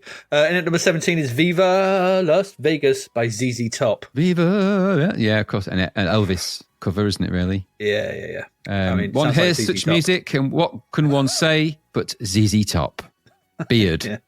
Yeah, Mike Beard. The only one with that one. It's easy top in it. Is what it is. In at number 19 is Hold It Down by the Senseless Things. Not my thing. Grungy, I guess. I don't know. I'm not sure what I need. I'll need your help by the end of this section because I can't because there's so much grungy. Is it a look? Is it a sound? There's so much grungy stuff coming out now. I need you to help me identify what is grunge and what is not grunge. Because I know. Right. Is it grunge? Is the game we'll probably end up playing at some point. So is Senseless grunge? I don't think they are. They may be more Rebo or crusty. I think I'm not sure. I would prefer the sensible things. There was a band you could cut your hair to. Those were sensible things. Yeah, Captain Sensible's in the sensible things. He really is. Yeah, he's the main man. Carrying on down this route, this may also confuse you. In number 30 is Jesus Christ Pose by Soundgarden. Yeah. If you're going to release a song and you're going to make your sound known to the world, do it like that. Yes. This song is amazing. Phenomenal. It is phenomenal. Yeah. Wow. Yeah, I mean, I've listened. This was my first introduction to Soundgarden. Yes. So it's the first thing I ever heard by them. And I was just like, what the hell is this? This is incredible. Still stands up today. Those guitars come in for the bridge. Yeah. It's like, I was like, what the hell is going on? This is unlike, it's not metal. It's not metal that I'm aware of. I don't know what something this is. New. Yeah. And they're doing stuff. The guitaring is so good in this song. And his voice, as you have rightly noted, just amazing. All of it. All of this song is incredible. It's such the words you've used are quite smart. Tour de force of the song. Yeah. It is. I mean, I'll be honest, when it first came out, as much as I was kind of overwhelmed by how good his vocals were and how good a song, I never got into Soundgarden. I don't know quite why. And I'll be honest, I think it's because they got bracketed into a genre with other bands that they'd have got no place to be in that genre. Them and Pearl Jam actually both got pushed into the kind of grungy Nirvana, post-Nirvana shockwave, where a lot of these bands that were kind of a bit scruffy around the edges or whatever just got all banded into the same camp. Soundgarden, I don't think are anything like that. But in my mind back then as an impressionable teen, they just didn't land in my oeuvre of the time. Now, I've revisited all of Pearl Jam's discography and all of Soundgarden's discography, and I have to say, if I could go back and give myself a good boot in the balls, it would be at that point to go, just stick with it, because don't write them off because they're not in, they're of a certain type that you're not massively into. Because I missed out on so much good music, and of course, tragedy is now, of course, that Chris Cornell is no longer with us. So now that so you have to just relive all of the back catalogue of and his voice is just. It's like no other voice. There's not many voices that come out of music that really still just blow my mind. And his is one of them. It just, even when he sang that James Bond song, which, not his greatest song, obviously, but every time I've heard him singing, whatever he's singing in, his voice just completely destroys me of how good it is. I'm like, that is just, to be gifted with that voice and then to be so tragically afflicted by whatever was bothering him that he ended up, passing away in the way that it all happened. It's such a tragedy. It's such a tragic loss. I feel like, when at the end of Amadeus, when Mozart dies in front of Salieri, I'm like, oh, that's just so mean. Should have happened. So tragic. No. Yeah, it is a massissive loss. But it is. Yeah. But at least we have these songs. Yeah. We've got this and all the others good stuff. Yeah. I regularly put them on in the car. And even now, I'm like, just, stick a Soundgarden Essentials list on. I'm like, oh, this is so good. So good. Yeah, this song's so powerful. It is. It blasts out, doesn't it? It blasts. Yeah. Yeah. Prepares you for whatever song comes after it, doesn't it? I think. Yeah. Yeah. Nothing could. It's almost like, in at number 31, Separate Tables by Krista Burgh. Yeah.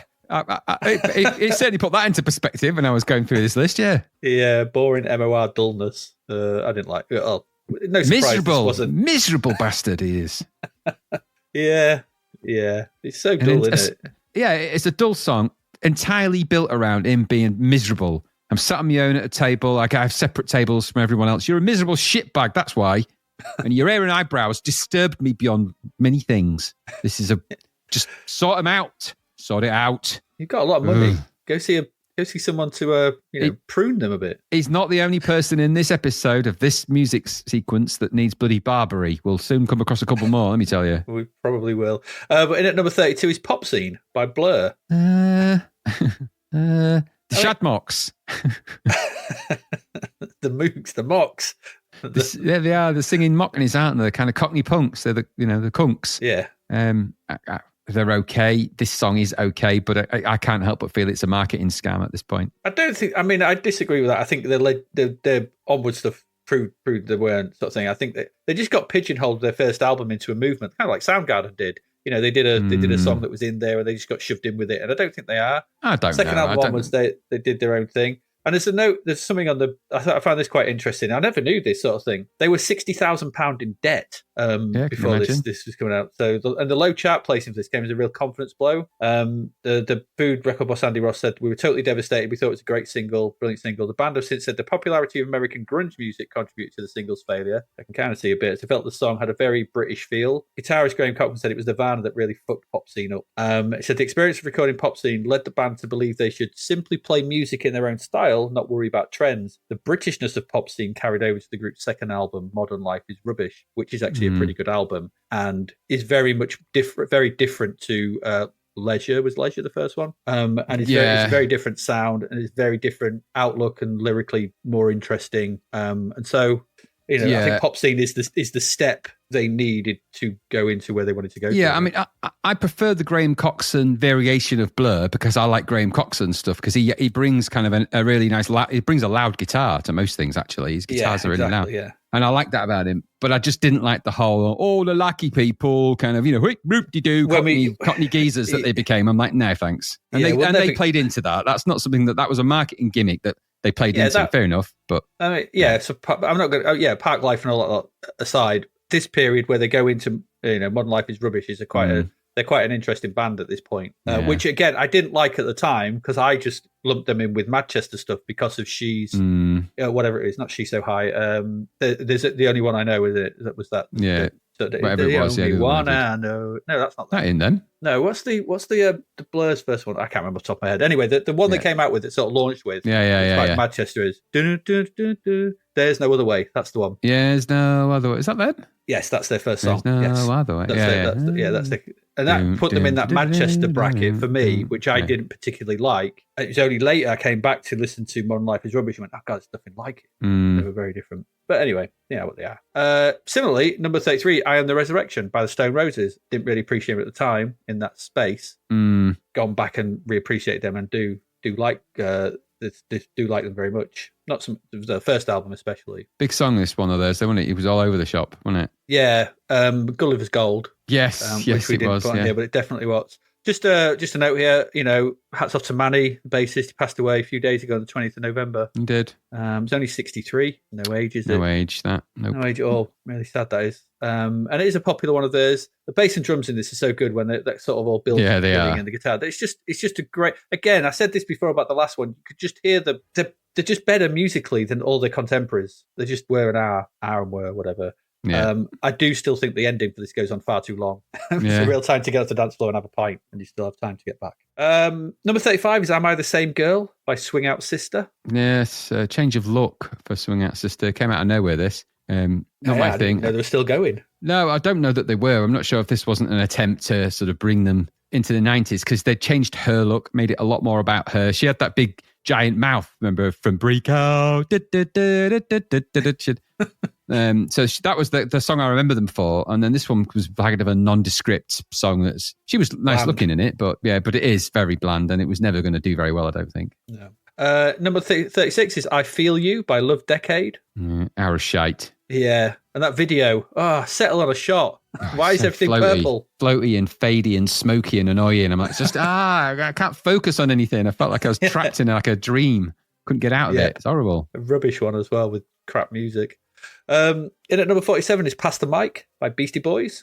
Now, I get it, right? I understand the importance of Beastie Boys and the great pantheon of, whatever, hip hop and all of that. I just never got into them. I liked the change of pace from, shouting a lot to this, which is still shouting a lot, but perhaps a bit better at shouting more rhythmically. I don't know. But I never really got into them. Never your thing, no. I mean, I'm not a massive Beastie Boys fan. I like the early stuff because it was just silly, and at the time it spoke to me. Fight for your right to party. So if I was 13, and it was like, oh yeah, this is all right, 13, 14. Yeah. And then I like the decade later stuff when I was going out to indie clubs and they were doing Sabotage and things like that. Sabotage is a good track. And those are great. This in between bit, I was like, I paid no heed to them, and so I don't really know enough about this type of music to pass comment on it. I don't know. This has got some nice musical moments in it though, some little nice sort of sample bits going on in the background and stuff. But it is what it is. Number 52 is Ascend by Nitzareb. Can't believe it even got into number 52. It's very niche. It's a good track by them. Very typical of Nitzareb. very thumpy bass line, which is always their thing, very electro dance, whatever. What did Gary call it? Electric body music or something like that. I don't know what he was talking about. EBM. Yeah, exactly, yeah. It's, if you like Nights of Red, you're going to dig it, which I did at the time. I still do like them a bit. But it's never, it's just of its type. It's no more, no less. One hears such things, and what can one say? Nights of Red. Yeah, they were always I think you and Gary were more into than I were. They never really connected with me. These and Front 242, I think the European side of the sort of the dancing and stuff. Never. There was a couple of Front 242 tracks that I liked, but they just never connected with me very much. Which surprises me, because Nights of Red are probably more on the Depeche Mode side of it, but I get it. It's like an electric body music version of Depeche Mode. And I never saw Gary dance to it, and I feel like I've been denied something I should be able to see. Because he's the one that describes it as electric body music. Let's see it then, Gary. Let's see what it does to your body electrically. I want to see it. He dances, just under his own mirror ball in his own bedroom. He just paints his head with mirrors. Spins round and blinds his family. He becomes the bearded disco guru for a night. Yeah, they sit in the corners and shine a torch at his head. In all fairness, I'll say one thing I will say is that about Nights of Red and Gary is that I would never have even heard of him if it weren't for him. So, loads of this stuff. There is some great stuff. Yeah. So all fairness to him, he did introduce me to them. Thankfully, he didn't dress as a disco ball and do some electric body popping or whatever it was. Thank God. I could have never heard of Young Gods and stuff like that if it weren't for him. No, exactly. So, and he was the one that dedicated half of his life to listening to John Peel. So that's, thank God for that, because I couldn't be asked with that shit. So it was all on him. All on him. Yeah. In at number 55 is Night Train by Public Enemy. Very Public Enemy of the time. Yeah, it sounds like Public Enemy to me. Yeah, the opening's a bit weird. It did sound like something that you would play at someone if you're trying to deprogram them. When you see them sort of flashing images and like cacophonies of sound, a bit like when he's listening, when he's got Clockwork his eyes Orange. pinned back in Clockwork Orange style. It felt a bit like that. Yeah. But then, the distinctive style of Chuck D's vocals comes in. You're like, there it is. But I am not, at this point, as much as I've retrospectively quite liked Public Enemy stuff, at this point I wasn't listening to a lot of... Gary was bringing it around and stuff, and we'd perhaps listen to the odd track, but I was kind of tuning out of it because I was heading into deeply dark industrial metal territory by now. So I thought you were about to say deeply dippy then. No, thank God, no. I was in probably the antithesis of that, actually, which is Ministry and such. Very much so. 12th of April, in at number 7 is On a Ragga Tip by SL2. Our day. Shut up. It's dread, man. Truly dread. I hate this. It's the most annoying track ever created. This would make King Willie head to the other side, wouldn't it? It'd be there. It'd be like, screw this, man. I hate it. The video is a horror. It's like a terrible Prodigy so rip-off. bad. It's so rubbish. So bad. I hated it. Bad. It's awful, that song. A day. Yeah, probably scum falling into the big hole. Exactly that. That's what this is. In at number 14 is Silver Shorts by The Wedding Present. Oh, fuck him and his stupid fucking haircut. It's The Wedding Present, man. They just do songs. What did you expect? It was sung in the key of Can't Be Arsed. Yeah, that's The Wedding Present. Oh, his hair was just dolloped. Like a stack of brown mashed potato. I was thinking like a sort of black ice cream. Someone's just scooped it out of a tub and just dropped it on his head. His hair is designed by Scoop. hair by Scoop. He's available at request. Just outside the cinema. Just Scoopy hair. Yeah, well, it's a wedding present. It's more wedding present. He sings a bit more high in this one, doesn't he? He's a bit like, Yeah, it doesn't help him. Doesn't help him. No, it doesn't. Number 20 is Make It Happen by Mariah Carey. Yeah, not the first video shot in brown-o-vision. Just make everything brown. Yeah, it's overproduced, isn't it, like you said? Oh, God, this so overproduced. It's like everything's so precise. No, margin for no dynamics to that, is there? It's like a robot production. So by the numbers. Boring, though. As is a lot of Mariah Carey stuff, really, isn't it? Because robots don't really have any feelings, do they? That was a program to cry. No amount of vocal pyrotechnics is going to overcome this, is it? It's just boring. Boring, yeah. Which is crazy when you think about it, because it's Mariah Carey. I mean, she's a stunning-looking woman at the time, amazing, crazy vocal range, and all they can do with that is bland. I mean, goodness, wow. Yeah, true. In at number 22 is Ultimate Trunk Funk EP by the brand new Heavies. sounded like it was destined for the Irish shite to me, but... Yeah, I thought this was music for really boring dinner parties where you eat quickly so you can leave. I don't think I've ever been to a dinner party where someone played the brand new Heavies, and if they did, I would have left. So you're right. Yeah, I'd have. Yeah, do you want a second course? You haven't even eaten. You've not even touched your Yorkshire pudding. Don't know what dinner parties I go to where they serve Yorkshire pudding, but I'd be leaving. I'd be like, I've got to go. Got something on. Got to wash my hair. I didn't get invited to a lot of dinner parties actually. Back then in the in the 90s, I wasn't really dinner party material. I don't think. No, it was a very I don't know. It was a thing that was on TV, wasn't it, where people went to dinner parties? But I don't know if it actually really ever happened in real life. Well, I didn't really have any partner or girlfriend or anything at the time. I mean, you had several. So did you go to dinner parties? Because it's kind of a couples thing, isn't it? You don't invite single people to dinner parties, do you? Did you not go to dinner parties at all? Could you imagine inviting me to a dinner party at that age? It could have happened. It would have been a bad experience for everyone involved. It would be once you started farting, yeah. Exactly. It's like if they serve brown food, it's not going to be a good experience for people. Out comes the brown gas, yeah. Absolutely. Out comes the brand new Heavies. Oh, I've dropped my ultimate trunk funk. See, you have been. I knew it. It's true. In at number 24 is Hold on My Heart by Genesis. Oh, no, this. I have thoughts about this. Go on, let's hear them, Graham. Well, I wasn't a fan. I was never really a fan of Genesis, I'll be honest. A couple of tracks, maybe. I like that. Is it the Brazilian? And that's the song, not the, the shaving variation. Not the haircut, yeah.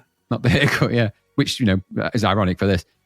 So, but this is on the back of that I Can't Dance one that we hated. So this is, I think, the single after that. Needlessly weepy, heart-tugging, trite guff, this. Shot in sympathy mode, it felt like to me. The video shot, he's alone again in some kind of stage set. I'm in a bar again. Yeah. It's like, well, there's a reason you're on your own, mate. And I'm not mocking him. I know he's terribly ill at the moment. So this isn't, this is a reflection of you at the time, Phil.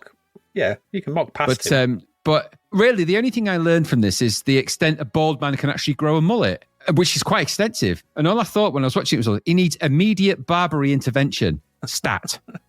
His hair was wild. It was wild. Yeah, it's wild. Barbary ape. Yes, that'll do it. I don't care who can cut hair. Anyone. Just get some kind of barber in there. Yeah, true. I listened to this. I don't remember this at all, but I would find it hard to say this was Genesis and not just a Phil Collins track. Yeah, I would agree. I thought it was really. Sounds exactly like his recent output to me. I wonder how much the other two Genocide had input into this. I can only imagine that upon listening to this, Peter Gabriel's inverse Mohican must have grown back when he heard this. What had happened to his band by this point? It's just, it must have been like shock. So, yeah. It's so dull. It's so boring. It's just, it's the sort of music that people play at dinner parties that I didn't go to. So maybe that's... absolutely. Straight after the brand new Heavies, you get Genesis. Yeah. It's just so weepy-eyed. It's just guff. It's just naff guff. Yeah. What happened to them? I mean, they were a big proggy band, weren't they? They were super prog rock at the start. And Land of Confusion, stuff like that from the previous albums. Well, that previous album is great. The one before this, the one in the mid-80s, great album. Some of the early stuff, that one that goes da da da da da da da da da. I can't remember the name of it now. But some of that early stuff, it's really unusual sounding, and his vocals kind of work on that. When you get into this yet another song where he's alone at a bar going, "Oh, I wish it would rain," or whatever, or "Give me a pint," or "Why are my shoes brown?" Whatever he's whittering about. Just he's at the bar trilogy of songs. You can Why is it raining? Can I have a pint? The barman's probably there. It's probably a hotel bar. The barman's probably there. It's at a hotel. He can't leave, can he? Because the barman's trapped there because they've got to stay open. He can't leave. Exactly. And it's just that, and he's looking at going, Collins, he hasn't even got a drink. Why won't he just go home? Miserable shitbag. Why won't he go to the barbers? Collins, bugger off. God. We're turning you off. We're stopping your beer. Yeah, terrible. Rubbish. In at number 27, though, gets a bit better. We got Even Flow by Pearl Jam. Yes, you were rocking that look. And yes, this was... This is a good track by them. Again, for the same reasons as I've already stated, I didn't really dig this at the time. I've come to dig it later. I did. So I was into this at the time. So Yeah, you was actually. You were well into it, weren't you? Yeah, great song. And yes, like you wrote, they had that look. It was an inspiration. Yeah. Was it the grunge look? Was that Cossa's grunge? I think it was. It was. If you think of what's the American there's a Matt Dillon film where he's looking like this as well. Is it Drugstore Cowboy or something? Yeah, something like that. And films like Slackers and what was the other one? Winona Ryder one, Reality Bites. Oh right, yeah, I'm with you. There's this whole kind of like thing of like sort of Northwest American kind of influence kind of coming from Seattle and Sub Pop and scraggy, all that unironed checkered shirts, sort of lumberjacky variation and t-shirts, grubby t-shirts with holes in, obviously more holes than just the ones you'd put your arms and your head through. Yeah, so I had cut off jeans. I had a pair of them. I did them myself. My mum wasn't very happy. I had a leather jacket, t-shirts, band t-shirts, plaid shirt, or I had German army shirts as well. German army shirts, yeah, goodness, with those the name green on. Ones. Yeah, massive ex-army boots that I used to wear. Yes, yeah. I mean, did you get stuff from the army surplus? Was that where you got that stuff from? That's where I got them from. It's either the army surplus store down Freeman Street or the army surplus store that used to be on the Sunday market in Cleethorpes. Yeah. And did you ever track down any of the names that were on your shirts? Like go try and find that person? The names I had two German army shirts. One was Munch, M-U-N-S-C-H, and the other one was Bach, B-A-C-H. Yeah, God, that'd be quite a sought after item now. That quite possibly, yeah. I loved those shirts. They were so well made. I mean, to be fair, that thing was held together by spirits of evil by the time it was like Mumra's shirt by the time you'd finished wearing it. Yeah, true. I did wear it to death. But it lasted though. Yeah, they really did. But yeah, that was definitely the look. But this song's great. It's more just great Pearl Jam stuff, isn't it? Yeah, no, I can't fault Pearl Jam. I've come to love them latterly into my 40s and stuff. I started to really get into them. Yeah. And at number 31 is Star Touchers by Digital Orgasm. I don't like the sound of that. I don't want to see no one touching anyone's star. No thanks. Well, it could be Start Ouchers. Either way, it was crap and annoying. Yeah, it wasn't very good. Number 32 is Could Have Been You by Cher. Very Cher by the numbers. I say that, but it actually I thought it sounded at a certain point, I think it was either the bridge or the chorus, or the bridge to chorus, where it sounded exactly like the Pretenders. She even sounded like Chrissy Hynde a bit. Yeah, true. But I thought it sounded so much like Cher, you could say it was Cher and Cher alike. Oh, very good. Hey, have you seen it? There you go. That's actually a joke for the week. That is a great joke. I like that. Cher and Cher alike. How is that we've never said it before. How have we not done that? Don't know. There you go. We've never said stay forever. We've never said Cher and Cher alike. Oh God, what's going on? This is the new. All these episodes later, we're finally discovering it. It's too late. It's too late. I should have studied. Yeah, you should have. In at number 35 is I Want to Touch You by the Catherine Wheel. Sounds like everything did back then. Yeah, it sounds like Catherine Wheel. Yeah, I've got to take your word for it. And I'm it is what it is. In at number 39 is Someday featuring Someday by M People featuring Heather Small.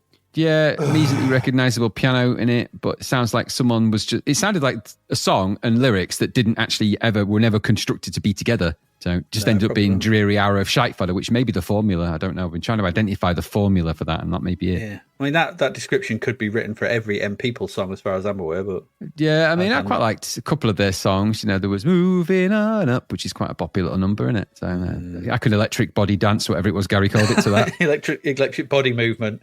Yeah, I could do some of that. Absolutely. In at number 48 is Your Song, Broken Arrow by Rod Stewart. He just pops up, doesn't he? When he chooses, like a whack-a-mole, he croons and gravels and then vanishes back to the quarry to sharpen his tonsils.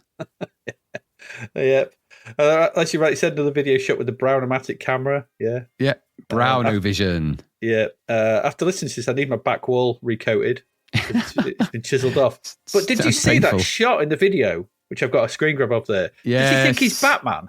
Yeah, what is going on with it? I mean, there's some really weird high-level special effects, and then there was a really sort of saucy lady in it, which I'm guessing is either current wife or one of his many wives. Yeah, possibly. Who knows? But yeah, he stood on the edge of a building, overlooking a sort of Gothic, sort of Victorian style, city. But it looks like he's just watched Batman. God, we should do that. Yeah, totally that. It's ripped off that shot. I mean, I looked at the image. My first instinct was nowadays is that AI? Because you think it was an AI image because the clock's wangy on it, but it is just, I don't know why it's in that video. It's nothing to do with the song, as far as I'm aware. It's not at all, is it? It's very strange. No, very odd. In at number 55 is My Father's Shoes.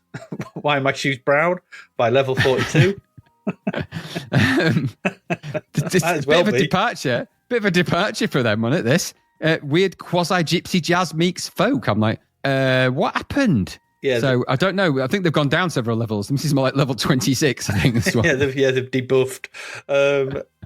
My quote on this sort of thing, he says, it's not the first time, it won't be the last time I say it in this episode, but it's just sod off back to the 80s. Yeah. You've had your time. Just give it another 20 years for nostalgic tours to take off and you can come back. Yeah. But, you know. Yeah, exactly. Just go away. Just give you time. Give your thumb some rest. Yeah, go on Glonkov. In on the 90s. Russian. Glonkov, the Russian. I am Glonkov. My father's shoes, ba-dong-ba-dong-bong. Vladimir Glonkov, at your service. Why are they brown? These shoes are brownen. I don't know why you would speak like that. Or why you would say brownen. That's not how Russians speak at all. But there you go. It's not in the slightest. 19th Get of back April. To the 80s. In at number 2 is Be Quick or Be Dead by Iron Maiden. Be quick or be dead. Yeah. One hears such sounds, and what can one say but Iron Maiden? Bruce Dickinson Fringe is so straight. So straight. He had a spirit level on that because it is straight, isn't it? Absolutely. I mean, if you could put shelves up with that. if you could stop menacing you for a second, like, come here, Bruce, just put your fringe on that. Oh, that's not level. We put that up. God's sake, I'm just drilling Nico, holes now. McBrain. Use your McBrain, Nico. Your shells are wonky. Why didn't you use Bruce's fringe? Oh, you've got your orthopedic shoe on. Take it off. He's bad, though, from all the cafes. Good, because he's a scrunch-faced, angry little wart. Yeah. He upsets people. He's taken to hanging out at McDonald's, kicking in clowns. And, of course, we've used the song, contractually, we were okay to use it, from what I understand, in a film that we made, obviously a horror film that we made many years ago called The Haunting 3, which starred myself as Harry Tench, I believe is the stupid name of the character. I think it was, yeah. A disappointed rock fan turned investigative journalist of something. I don't bloody know. Anyway, Adi was wearing a hat and he was killing people. Russian hat. Maybe he was Mr. what he was. Bloody Cough, whatever his name was. Anyway, but we used this music in that, in a chase sequence in that, which was actually pretty good, as it turns out, wasn't it? It was actually quite good, yeah. And I had one of the best audio edits I ever did, cutting the end off. Yeah, because you have to literally cut it to sort of, and this is old-fashioned cutting as well. And it was on videotape. Yeah, it is a really good edit. Mixing. It was just when it does the quick or be dead, I had to cut to the end a little bit to. It's a particularly good edit. Even now, it's a good scene. It's just a pity that when we shot it, we were running out of light. So the blood pack that we carefully constructed, you can't, because we actually manufactured our own. It's not a squib. We actually had it was an ice cube bag filled with blood-coloured water, which we put under his chest, and then he was going to hit his chest. Wasn't it? Was it you that was running away? I got shot. So we had another mate, Rich, shot you with a fake gun, obviously not a real one. And then you sort of turn around and slam your hand on your chest. Which I can't remember if you was meant to have a pin in your hand or whether you just popped it, but I think you just popped it with your hand slap. Yeah. But that did actually work. It would have been quite effective had we not run out of light. So it was in the dusk of the day. So you can't really see it. And I know you upped the gain, didn't you, to try and get as much of that as you could. But I think we just left it too late. But still a good sequence all the same. Yeah, and the shirt I was wearing got ruined by the dye in the thing, and my mum was not happy again. So, and maybe one day I can get a snippet from that, and we can post it to our Discordians. Just so you can see that sequence. We could do that. Well, I'm never going to put the hair film on there. You're not ready for that. No, the world's not ready for that. Hair. You're not ready for that. You're not ready for Gary. And I'm telling you now, he'll be sat there going, "Thank God, don't." So you're not ready for his hair, and you're not ready to see Graham wandering disconsolately around the local park for 3 minutes. Oh, that's sequence. That's the music from that Das Boot, isn't it? So bleak. It's like, and just because I missed a Metallica gig, and it's like you could even put the voice up in it. By 2 minutes, he missed his Metallica tickets. Do do do do. Yep. And he loves that rock into the pond. It goes plip. So it's just so shit. But it is funny. It is funny. And we look back now, but you're never going to see it. So that's as much as description as you're ever going to get. Yeah, yeah. And at number 8 is The Only Living Boy in New Cross by Carter, The Unstoppable Sex Machine. Your thing.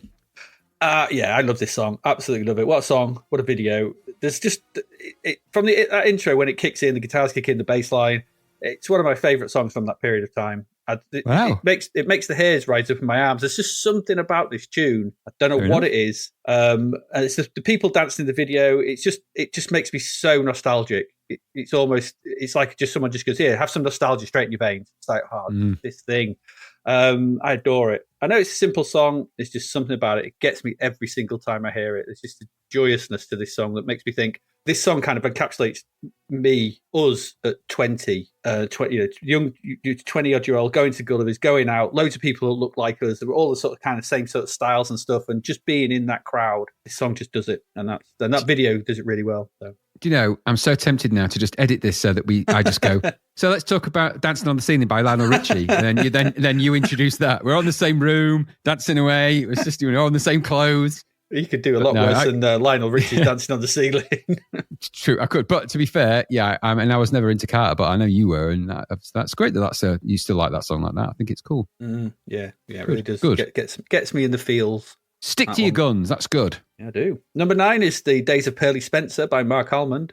Pearly Spencer, whoever he is, or they were. I don't know. It's all right. It might be a euphemism.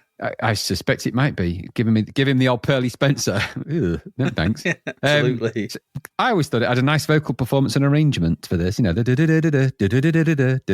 nice all right. arrangement. It's okay. Yeah, it's all right. Mark Almond, he's got a good voice, hasn't he? He's got a good voice. Oh, fair. Yep. In at number 14 is Finer Feelings by Kylie Minogue.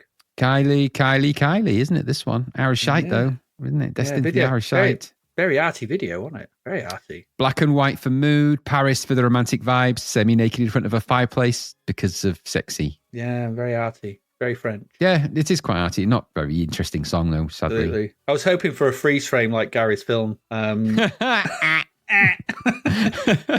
some point, but it never came. And therefore the song is boring. You wanted a Truffaut tribute, did you? I did want. I'm always wanting a Truffaut tribute. You should know that by now.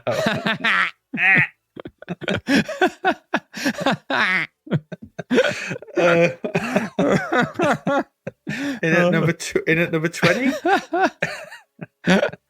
Oh yeah, and so forth. In at number 20 is One Step Out of Time by Michael Ball. Yeah, Eurovision. This was the Eurovision song for 1992. Who knew? It nearly won. It nearly won. It was come second, didn't it? To Ireland. Second, conducted live by Ronnie Hazelhurst. It was, yeah.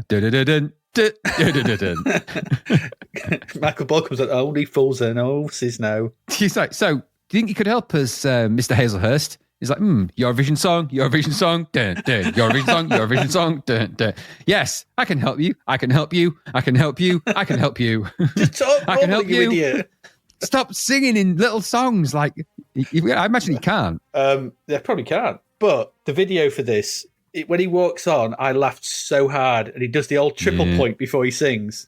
Oh, that was amazing. Always a winner on the continent. That is. That's why he came second. That Ball knew how to woo him. If you're going to get someone on to woo him with the old triple point, and then he does it later on in the song as well. When they sort of do it, he goes, and it's like, oh, triple point. When he looked at the camera and he does that kind of sort of schmaltzy. I was thinking, you're in a beige suit. You've got nothing. There's no grounds for you looking. You don't look cool. No. There's no point for that triple point. You honestly look like you're going to your mate's birthday, like a wedding or something. You're just like, sorry, mate. I'll be there maybe half hour late. I've just got to do the Eurovision song. Italian Affair, yeah. Come to the Italian Affair. He probably did. Yeah, he probably did. Yeah, I mean, second. I can't remember what it was. The Irish. I think the Irish won it that year. Ah, there you go. With I don't know what it was. The song. It was, who knows? It probably had a bit of diddly dee in it somewhere though, because a lot of that's not a disrespect to our Irish listeners. A lot of the 90s pop songs that were coming out of Ireland all had a bit of diddly dee diddly diddly dee. They had a bit of that in it. Won't Bewitched. Well, but that's kind of where it all went, isn't it? That's Bewitched kind of vibe. It's not, and they were like, "Oh, tell it to me, par." Hey, I bet Irish be like that. I bet they do. Oh, maybe they don't. Maybe they don't. Maybe they love it. You don't know, do you? We don't know. Denim. Yeah, there was a lot of denim in that. In at number 22 is So Right by K-Class. Irish Shite. This is the template song for the Irish Shite, I think. Yeah. Sounds like everything else did. Looks very cheap and nasty. Vocals were oddly nasal, weren't they? A bit nasally in that. Good. Yeah. Number 24 is Hang On In There Baby by Curiosity. You can't I Do You Are, you sneaky little shitbags. Your curiosity killed the cat. You can't just drop the killed the cat part and try and rebrand yourself. We saw through it. So did the buying public, and so did Mercury Records, who dropped you like a hot potato. Thank God. Yep. Thank God. Yeah. Once again, get stuff back to the 80s. And like you read, what did you write here? Load of idiots piss about while you're waiting for the dole office. Yeah, that's what the video was like. The video looked like a load of idiots just doing stupid shit while they were waiting for the dole office to open. Yeah. Because I thought you just know if you walk past him, he's going to try and bum a cigarette off you. He did look like that. And they all looked like they were trying to dress at the wrong age for what they are. Because we know they've been around a while. When I watched that, I'm like, is that curiosity killed the cat? They look like they're dressed as Take That. Yeah, it's not idiots. good. No, Terrible it's not song. a good look for them. No. Number 30. Oh, God, this song. Please Don't Go by KWS. It was everywhere. It was inescapable, wasn't it? Yep. Yeah. Babe, I love you so. I was like, oh, Don't God, sing it. you couldn't go anywhere. And it samples Right Said Fred. So the little bass line in it's for a Man Too Sexy. So it's sampled. And that wasn't even that long ago. No. So it's just no. But you couldn't escape it. It was everywhere. It was like COVID. It's the COVID of its time. It's rubbish. Number 32 is Do You Want It Right Now by Degrees of Motion. No. What? No, I don't. Hour of Shite. Hour of Shite. Yep. Number 36 is Twisterella by Ride. People probably liked that. I didn't, but people probably did. I thought it was quite tuneful and restrained for Ride. Yeah, though. it wasn't what I expected from them. But no, I didn't. No. But I don't know. I'm not a Ride fan. Is Gary a Ride fan? I don't know if he is. Yeah, he's a fan of everything. He likes everything. We know that. Well, that's true. Yeah, that's true. With certainty. He likes everything unless he hates it, which is also he hates everything as well. I don't know what he likes because he's always in duality, isn't he? I hate everything. I like everything. I hate everything. I like everything. It's like, oh, no wonder you've got a yin yang face. Isn't he a Gemini? There you go. He is a Gemini. That explains a great deal if I believed in that kind of thing. Which we don't. And we don't endorse. No, we don't. Number 39 is Take Me by Dream Frequency. It's that dancing guy in the video on it, so that clearly is just YouTube fodder. Yeah, but it sounds like everything did back then. Pier 39 nightclubs or ritzy nightclubs or whatever was your thing. Yeah. So much rubbish like this. Why? It was all crap. Yeah. In Hull, it was called LA's, wasn't it? Lexington Avenue. Do you remember that? For people of Hull, if I go Lexington Avenue, they'll be like, oh, I remember that. It's now a big hotel chain. I think it's a Hilton. Ooh, fancy. Fancy pants. In at number 45 is Never Again by The Mission. Took ages to start that. Yeah, I mean it's the long version. I think the single version starts a bit quicker, but it's not. You've written a Mission classic now. It's not. The guitarist had left at this point after the last album. Okay. Hinkler. It just didn't have the Simon Hinkler hooks. The best of the Mission does in the first three albums. Hinkler hooks. I like it. It's like a Cenobite. You need to get his hooks. Keeping on the goth trip, in at 26th of April, in number 3 is Temple of Love, 1992 by the Sisters of Mercy. Yes, the with the ha ha ha and the he, yeah. Yeah, Gulliver's Gold. And a shot for the time, and the Temple of Run Love. for cover in the party. Yeah. Everyone can do a Eldritch impression if you think about it. And the Temple everyone can do that, but you just deepen your voice and drop your personal octave a couple, and you're there. But this was a huge hit in Gulliver's, wasn't it? My gosh, this was it was always played. Yeah, this was a big one. But the trouble is, this blended two genres that didn't mix, didn't it? Because this appealed to the goths, of course. So they'd come out the shadows in Gulliver's, and so you'd see this dark cast of shadow go across the dance floor. But there'd also be other regular folk, the non-goths, that'd be on there, and they liked it as well. So there was this kind of pool in the middle, like it was like watching a living Venn diagram, and who knows what was going to happen in that centre section? Who knows? Goths meeting pop townies, and all the normal people, or the non-goths, which they just disappeared into the goth shadows, like they probably did. I mean, X-Files. Maybe it was like that sequence in Blade when the music starts, all the blood comes from the ceiling, and in my mind. But obviously, have you ever listened to the original? I have. Yes. Yeah, I like the original. It's a bit obviously more stripped back 1983 original version. I think it's much better. It's really good. But I do just remember this being a proper crumble-gasm on the dance floor. Oh, of course it is, and it also because there was a big Sisters of Mercy gap. Not so much in Gulliver's because they'd always played the classic sort of stuff. Yeah, this Corrosion but there was a gap in. No, they hadn't released anything for quite a while, had they? Sisters of Mercy, and then this sort of came out of the blue a little bit. No, and it was a big hit as well. And number 3 is no slouchy for a goth track to get to number 3 in the charts. Pretty good. When was Floodland? That's about 86, 87, is it? Yeah. So it's been a while, and then they had Vision thing, didn't they? I don't know if that was early 90s, wasn't it? That's around this period. Cause I think, isn't this on Vision thing? Is this on Vision thing? No, I don't think it is. Or is this just a separate 12-inch they put out? It's just a separate 12-inch, I think. Yeah, I can remember getting this. I've got this in fact because More was on Vision thing. Yeah. I want more, but I do like Temple of Love. That's Vision thing, isn't it? That's Vision thing. That's Vision thing, yeah. But yes, I like this. I like the modern version because it was quite nice. I quite like that gothy sound, and I quite like that blend they hit on this one. It's just it feels it's got enough Sisters of Mercy in it for me to feel like it's got enough in it. Yeah. But for the purists, because it had Thingy, didn't it? In this version, it's got what's her face off for Haza, hasn't it? Singing the bit, which is good. It sort of goes with it. It's good. Yeah, I like stuff. Number 8 is In the Closet by Michael Jackson and Mystery Girl. Mystery, who's in the closet? No, I don't know. That was stupid. Why call it that? And Mystery Girl. It was Naomi Campbell. Yeah. Spoilers. It's Naomi Campbell who dances around like she doesn't know how to dance. So she just defaults to, I'm a supermodel, so I'll just kind of look pretty. Now, the jury's out at this point because Naomi Campbell has proven over time to be less than a friendly person. However, I don't know her personally, so I don't know. But that's just what I've read in the paper. And the papers can lie about a person. But at this particular time, she was this was the height of supermodel crazy. They were there was the supermodel cafes, whatever that was called. There was some venture between all of them. They were at the peak of their popularity at this point, and they were very stunning looking models because they were models. I personally think they were vacuous clothes hangers, but that's just me. And what do I know? I'm a Cancerian, crabby. See?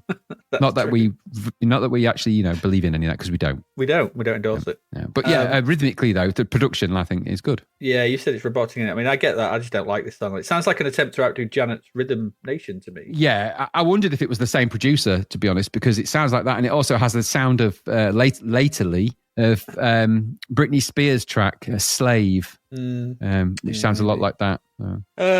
Number 12 is Nothing Else Matters by Metallica. No, it's Nothing Else Butters. But nothing, never open my spread this way. Remember, we did the entire lyrics as a song about butter. Yeah, we did. Enter Bap.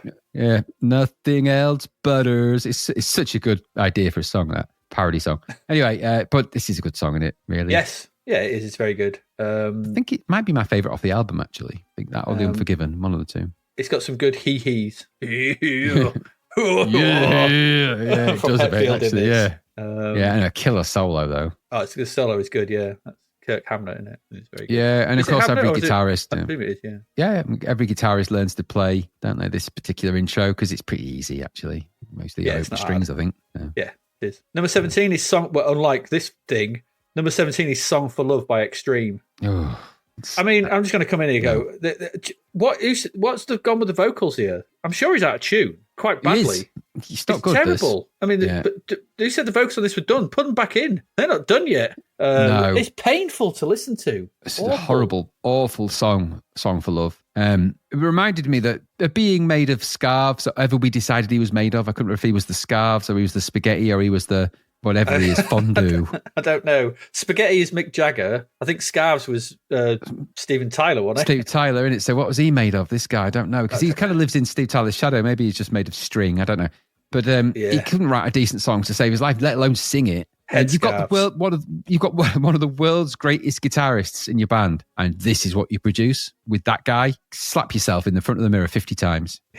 Yeah, and then do it again. Rubbish. Yeah, and then say a few Hail Marys for good measure. Yeah, and at number 18 is Unexplained EP by EMF. I mean, that it is unexplained how they came back. Yeah, because I don't even know if that got released. No, I don't know. Can find no evidence of it. Yeah, got to number 18. I don't know.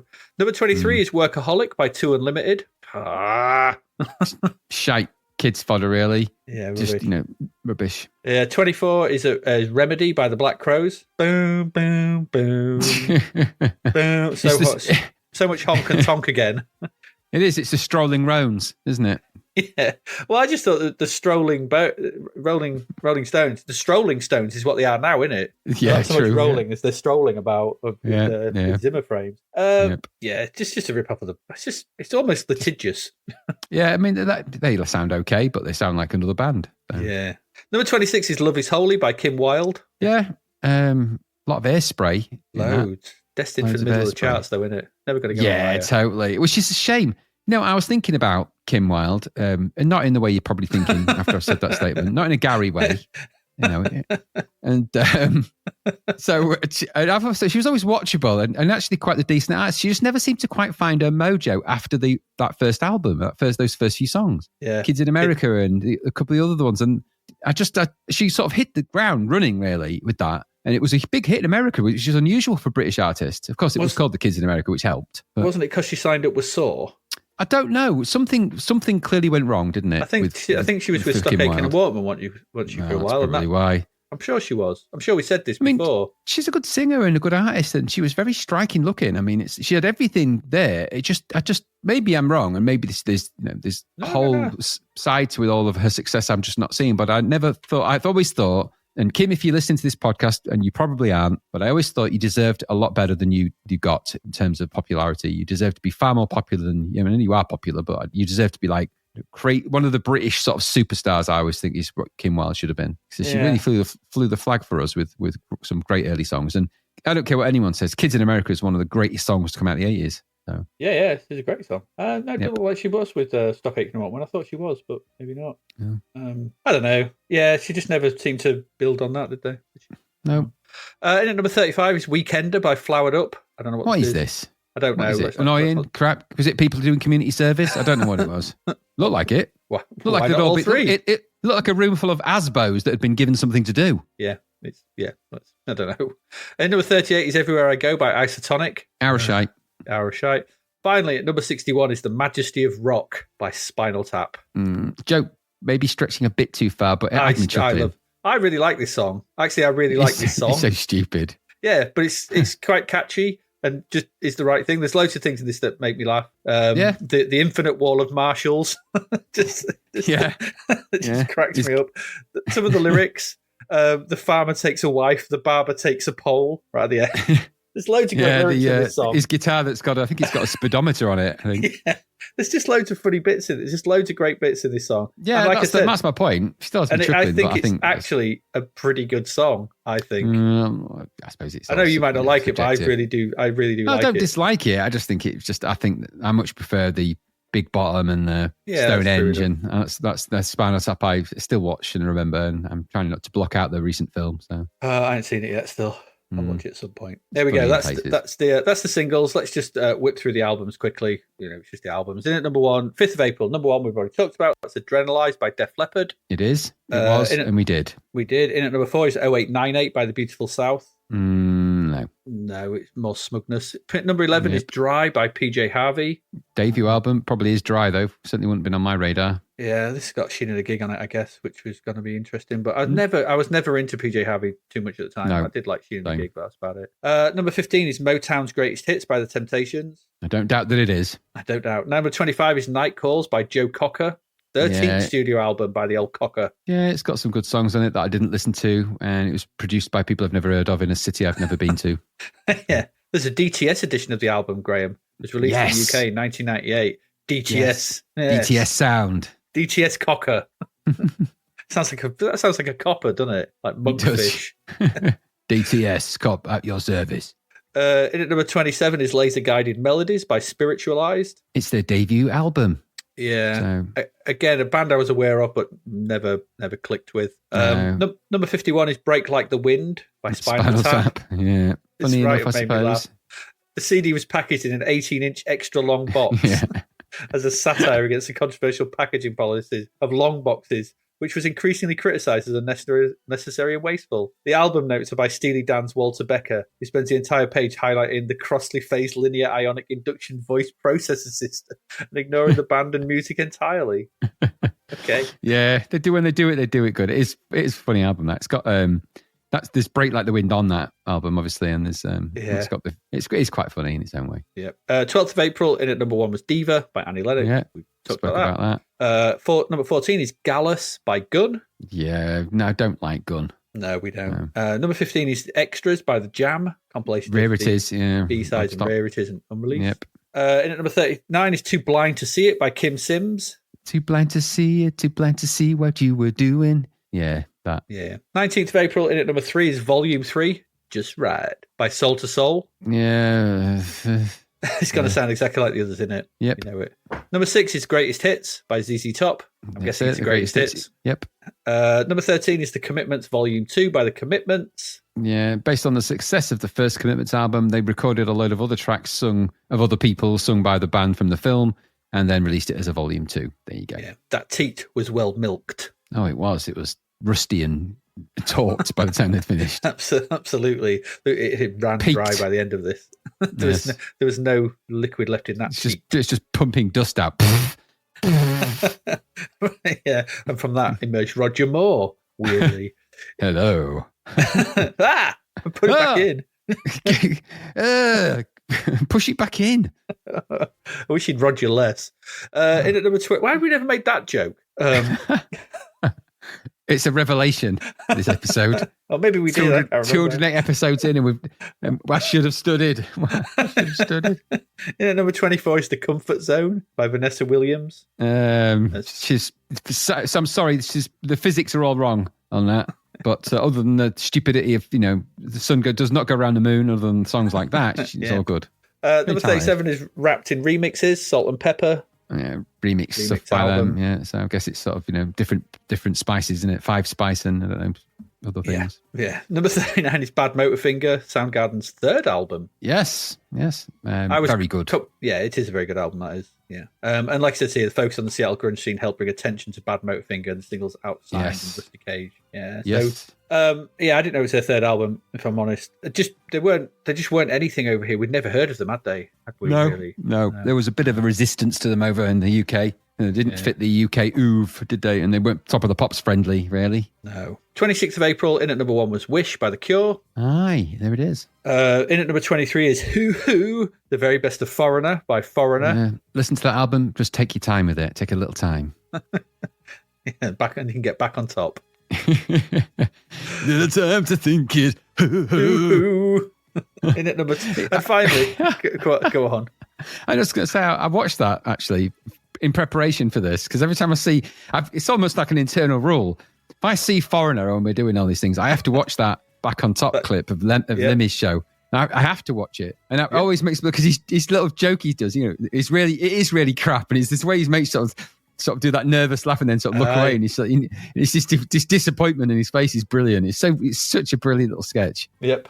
And finally, in at number 24 is Bricks Are Heavy by L7. Yep. Again, their third studio album. I didn't know that. I thought it was their debut album. The first album was Bricks Are Not So Heavy, I guess. Yeah. Well, the thing, this shows you, doesn't it, sort of thing? These albums were not getting released over here, or in such minuscule amounts that they just weren't until Nirvana happened, and then it was just like, release everything that sounds similar. Yeah, Unleash the Hounds. And I like Bricks Are Heavy. I didn't like the other L7 stuff, which is what everyone says about every grunge band generally. They like the album that got released first, and they go exploring the back catalogue, and you're like, oh, they're a bit crap. This was before the producers got involved. Yeah. And cash. Some money got in there. Yeah, exactly. That's it. That's the music. Quite a lot. We're going to go take a quick break. We're going to come back. We've still got 3 more games to get through, Graham, although one of them won't take long, I think. Maybe all 3. Maybe all 3. Yeah, but please do stick around and see what we think to those 3 games. See you in a bit.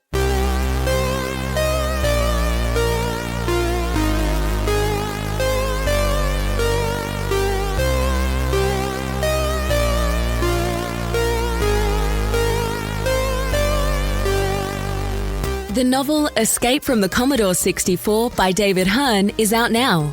Growing up in the 80s is a chore for Sarah, who feels misunderstood by her parents and badgered by Reese, her bothersome brother who incessantly prattles on about his treasured computer games. When Reese tells her one of the games tried to pull him inside the computer, she laughs off his fanciful fib.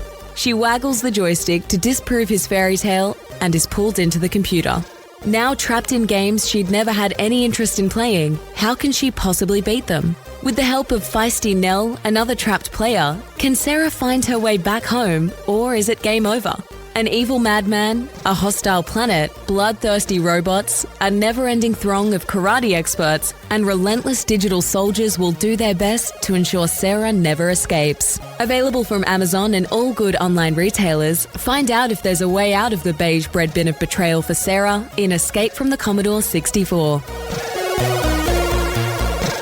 And we're back.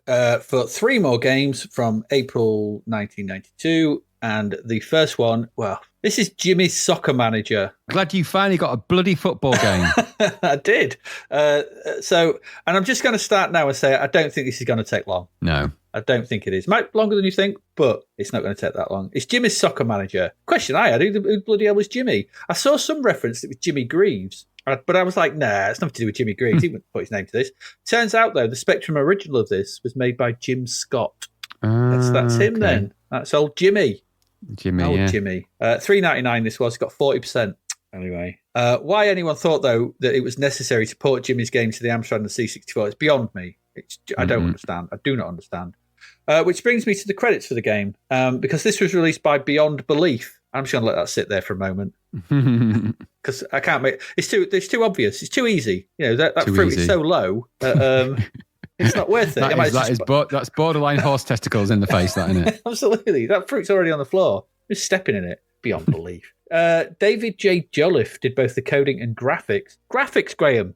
Okay, maybe I didn't see those. Graphics for this conversion. And we've seen them before. Championship Sprint and Rampage. Okay. There must be graphics in it then somewhere, maybe. I don't know where.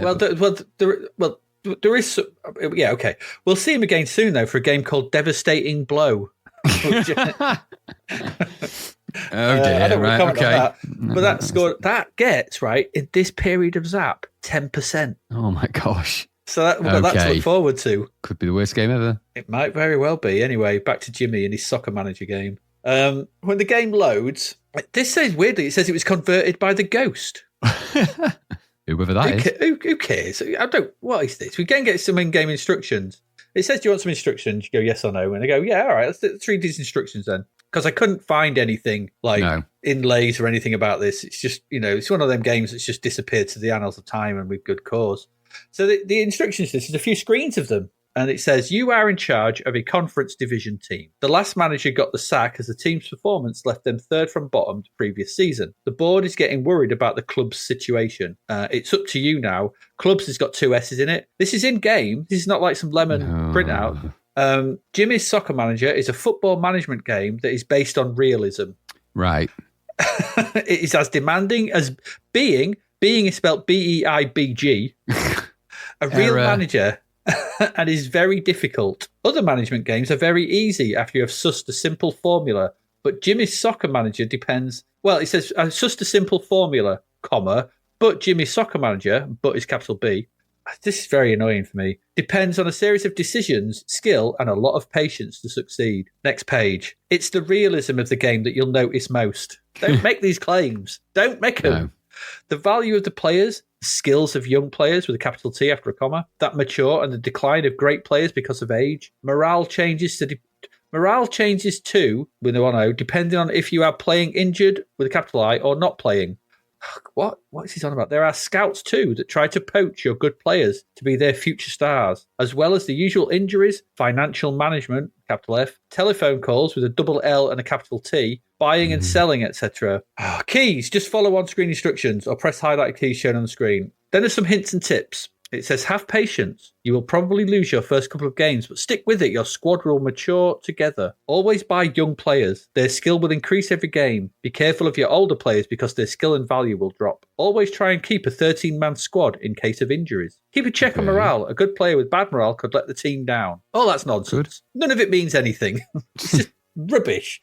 After this, we get to manage Kettering. There's no choice. Just Kettering in the Conference League. I'm guessing Jim's from Caring. You think? Probably. I can think of no other reason for this. There's no option to pick a team or anything. It's just Kettering. Just Kettering. The game is entirely keyboard controlled. The main page we now see has Jimmy's Soccer Manager at the top, with both Soccer and Manager having lowercase s and m, but it shouldn't be because it's the name of the game. There are a couple of what I think are supposed to be footballs on either side of this. It could be anything, to be honest. They had the look of like albino pokeballs, but God knows. Then we've got your team name, Kettering. Kettering! So stupid. Your present cash and your overdraft limit and some options all selected by the initial letter. So the main one you got to use here is View Squad. Select it with V, and it takes us to a list of our 13 players, right? So here you can see their name, their status, which is A for available. I'm guessing to be selected for the game and not in a dating sense, but who knows. There's P for picked and I for injured. And we can see how much they are worth if we want to sell them. It tells us how many players we have picked at the bottom, and then some options at the bottom. It's Q&A for up and down the list of players. That's a Spectrum stalwart, isn't it, Q&A? Yeah. It was usually Q&A for up and down and P and O for left and right, wasn't it? Or N and M or something. Spectrum control. So you could just see they haven't even bothered to sort of do anything to this in the port over. And it's a list of so Q&A for up and down. There's P, pick someone, so changes them from available to picked. D, to drop them, makes them back to available. There's I, to get info on the players. T, for putting a player up for transfer. And C, to cancel the transfer. If you only have 13 players, you can't transfer anyone. Okay, you got to pick your first 11. You have to pick 11 players, otherwise you can't play a game. That's right. Now, you may have noticed that the info on the screen, it doesn't tell you anything about the players. True. So you have to press I on someone to reveal their position, age, skill, speed, stamina, and aggression. And you got to kind of remember all this as you go back and try and pick the right team. I mean, what? This is rubbish. Once you've selected the team, you can press space to go back to the main menu. Here you can look at the transfer market with T, where 3 players will be available and you can bid on them if you want to. D takes us to the league table. P lets us play the next game. A lets us put the admission price up from between £1 and £5. And then we can save or load a save game if you want to. Pressing P reveals who we're playing next. And you can only, at this point, you can then only press space to play the game. So there's no way back. So you don't know who you're playing until you press P and then you have to play him. You can't go back. Good. And then you prepare for that match. Press space, we get the game. So the game is an enthralling black screen. It's got the team names across the middle. It's got the score in between them and a timer counting with just going beep, beep, beep, beep, beep, beep, counting up to 90 minutes for each minute, a little beep for each minute as it counts up. You can do nothing here to shape the game. Just watch. Just sat there, go, okay, no substitutions, no tactics, no anything. Once it's done, you press space. You might get a message that someone was injured. You get the attendance, the rest of the results. Someone might request a transfer or a pay raise, and you get the account screen, and then back to the main screen to repeat all this boring tedium again. This is not just a bad Football Manager game, but a bad game overall for loads of reasons. Just for one example of the lack of detail here, right? When you go to the transfer market, you get 3 options. So on these 3 options, it tells you the player's name, how much they're worth, how much you've got to pay for them, what team they're playing for, which division they're in, their skill level, and their age, but not the position. So stupid. It's ridiculous when we need a defender. It's just look, and you can only bid for one of them, so you can only buy one each time. It's stupid. It is. Oh god, the boring text screens are dull. There's no life to this. It's silent. Well, it's not silent. There's beeps all over the place, which are really annoying, and it's just crap. You have to dig into each player just to find out where they play. It's stupid. It's tedious. It doesn't matter, though, because there's no skill involved in any of this and no reason you would play this now or back then. And it's buggy. I lost the first 2 games. I had a quick look at the division table. I'd got 3 points, was in the middle of the table. I don't know how that happened. So, crap. It comes to something when this makes me pine for the heady days of cult games and their interminable football management offerings. But here we are. Fucking rubbish. And somehow it got 40%. How did that even happen? I don't know. There's just nothing here. It's one of the worst things I've played. It's dreadful. It's the worst Football Manager that I've played. I'd rather play them nonsense from cult games than this. Garbage. When you go into the player screens, there's little portraits, there's little sort of character graphics of them, sort of, little sort of an image of them. That's where the graphics are. But it doesn't mean anything. It's just all pointless because there's no formation or anything. You can't pick any. It's crap. God's sake. Who thought of this? There's another one coming as well, another Jimmy's soccer tournament or something. That ain't good. I think that's 1993 though, so I don't think we have to look at it. Imagine it'd take a year to program it. Oh, this was rubbish. Just take it away. Just take it away and shoot it. What did you think? It was crap. I mean, I don't like these games anyway, which is never a good start, is it? But I mean, even by the standards of these games, and I've played enough of them now to know, what's good and what's bad. Yep. This was rubbish. There was some really funny bits though. When the match was playing and it was just like a time going for 90 minutes. I'm like, there's 90 of those sounds. Yeah, I know. When it starts, you're in for the long haul. And that was it. It was just Kettering on the left in green sort of inverse black. Colchester on the right. This was the game, and then Colchester won 3-0. Yeah, same with me. Same with my game. Exactly, and it was just 90 minutes. 90. I was like, okay, so I thought it was this team. So I managed to find my way to a menu where I had the team names, and the teams this is the team name: Scribbo, Clark, Cood, Brendan, Lonnie, Dave, Bailey, Pattenall, Abbo, Bedford, Wright, Scott, and Davies. Jay Scott though, because Jay Scott wasn't he the writer of the game? Was it Jim Scott? I can't remember. Was it Jim Scott? Yeah. Yeah. So he's one of the team names, and he's only worth £6,664. All the others are all in the 54. They're all random numbers, though. Scribber was worth 50, because you could buy or sell it, £54,513. That's quite Such precise. a weird, quite an arbitrary number. What a crap experience this. Why would anybody buy this and play it? I mean, Football Manager is probably out on budget, one of the many Football Managers by now. Yeah. And it's just, if you're going to do it, you'd never play this. Rubbish. Nope. Utterly rubbish. Totally shite. Yes. No, and this should not have got 40%. Come on. No way. Give it the zero it deserves. Yeah, it's just rubbish. Utterly unplayable rubbish. Clearly wrote as well. There's no engine in there. It's just, the fact that like you and I got the exact same scores tells me everything I need to know. Crap. Absolutely crap. What a waste of time that is. Just rubbish. Rubbish. Dreadful. There we go. Jimmy's Soccer Manager is garbage. Let's move on. Hopefully the next two games might be somewhat better.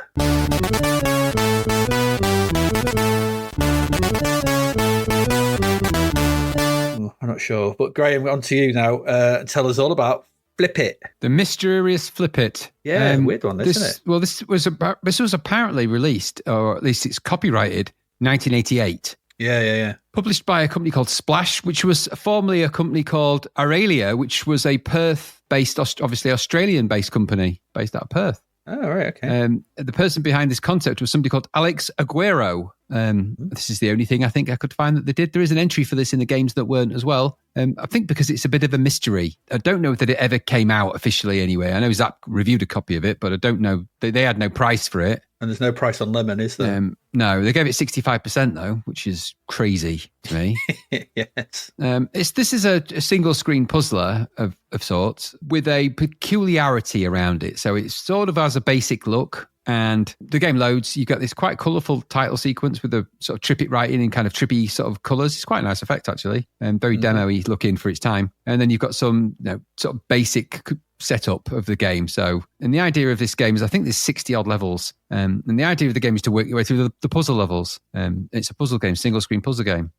So there's a couple of nice things, but mostly bad things I'm going to say about this. So the game will start, and you'll be presented with a 4x4 grid on the left, and then the Trippit writing at the top. And then there's a little mini version of your 4.4 grid on the right, the bottom corner. And then above that, you've got the number of moves and the number of time that it's taken.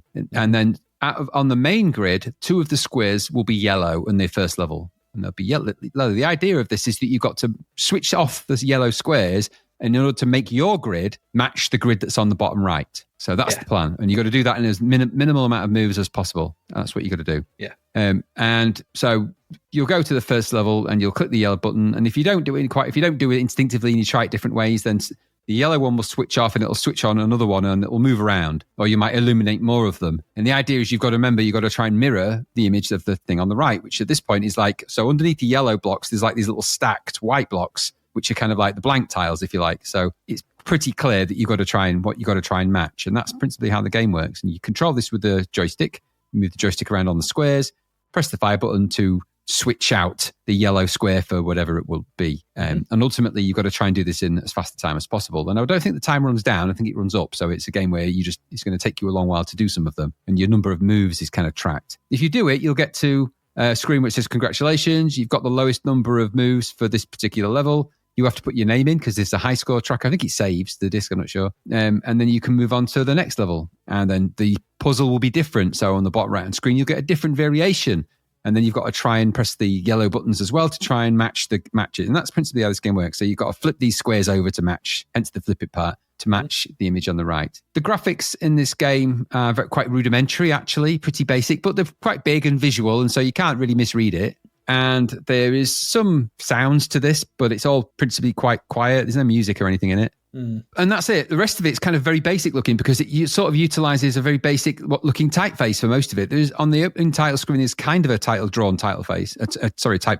But when you get into the game, it's just the Commodore font, which is a bit odd. Yeah. And there is just a kind of repeat of the logic. So you get past the next level, you get enter your name, and then you get the next parameters. And each level's got a sort of a name. So there's a roundabout and there's a few different ones. And the roundabout level's just got two squares in the middle and you've got to kind of figure it out. Now, your mileage with this game is going to depend on how much fun you find that, because that's the puzzle. That I don't think they with the 4x4 grid, such as it is quite limiting. I didn't get that far into it, and so maybe there's ups the ante on the grid. I don't know later down the line, but I didn't particularly find this that challenging. So the first few levels I got through pretty easily, more by luck than judgment, I think, really. But I could see it getting quite complicated later down the line. I don't know that there's more to it. I couldn't find any instructions for this. It's next to impossible to find anything out about this game.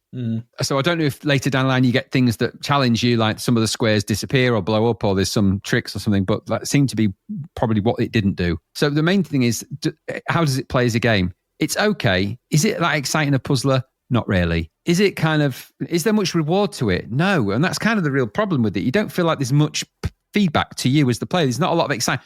A game like this could have lots of exciting sounds. There could be lots of funny things that pop up, and there could be loads of little characterizations in it that make it more interesting. It's devoid of all that. So I would hope it was a budget game because of that, because if it doesn't, there's no advancement. If you think of a game like, I don't know, let's say Arkanoid. So, you've got a game where it's principally a breakout game, but you've got extra dynamics. Things drop down, you can collect things, your back gets bigger, you can shoot through the things. You've got all of those extra dynamics that take a very straightforward concept, breakout, and make it into something a bit more interesting. Flippit has that basic game, the basic idea, and it doesn't get really any further with it. It just tries to sort of increase the ante on the complexity of the patterns, but how complicated are they really going to get with a 4x4 grid? Probably not that much. No. And I don't know how far you're going to get into that. So there's not much more to say about it. Okay, graphically, there's not a lot of graphics to make a judgment call on. The title screen sequence is quite interesting color-wise, but that colour doesn't reflect in a game that could have had a lot more colour in it. This could have been a really colourful, exciting, vibrant game with a bit more thought, but I don't know that it had that thought applied to it. And I don't think it's Callus's lack of thought. I think this is just perhaps somebody's first game or a test game that they were making, and I don't know that it was really ready for release in this state. It's not broken, but it's just not very exciting, and there's not much to it. So that's as much as I can say, really. Maybe some of the single screen puzzle games that we played, there's loads better ones than this. But if you do like those kind of games and you find them, you find you can go at them, you're not going to, I just don't think this is going to be a great one of those. I think with other games we played that are way better, but I wouldn't say it was absolutely terrible. It's certainly not 65%. I wouldn't be giving this much more than the 40% for me, or 30, maybe even 30, because it's just not very exciting. But that was kind of all there is to say, because there's not really much more to it. It's very basic in that way. What did you think? Pretty much the same. I don't know why we've got a 4-year-old puzzler to play here. It's a weird thing. Where's it come from? Australia, I guess. What's going on? Well, yeah, but how's it made its way over here, and why was it getting released, and who was releasing it, and what was going on? Anyway, very simplistic gameplay. It's not really puzzles, is it? It's just swapping tiles to get them to all be the same, like a memory game. Really dull visuals, really annoying sound effects. And I just found that there's no real enjoyment to be had here. There's no real sense of solving a puzzle for any of these levels. And I got to one that I swear was impossible, because you start with 2 tiles showing opposite patterns, like a Ukrainian flag in the top left and the bottom right. But only one of them was the Ukrainian. And those 2 are the only 2 tiles that interact with each other. So there was no other way that I could see to get them to be the same colour. So I just stuck. I was like, well, this didn't work. Broken. No. So I gave up after that. I just wanted having fun anyway. It's too boring, redundant, nothing to it.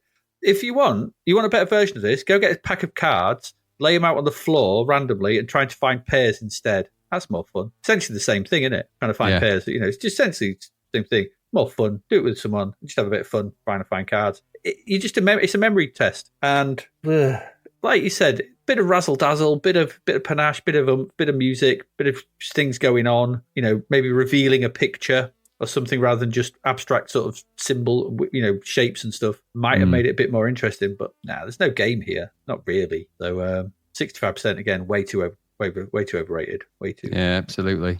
Yeah, not for me. This bit dull. Flip off, really. Yeah, I like it. Yeah, do. Yeah. There we go. Let's move on. We still have one game left. Let's see if it's any good.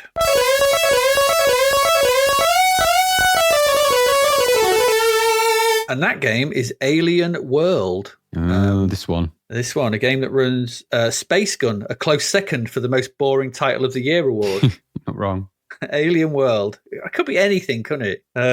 Okay. From High Tech Premier, this. 3rd game in that label in as many months, or as many issues. So costing a premium £6.99. Zap had it wrong, $3.99. It's like $6.99.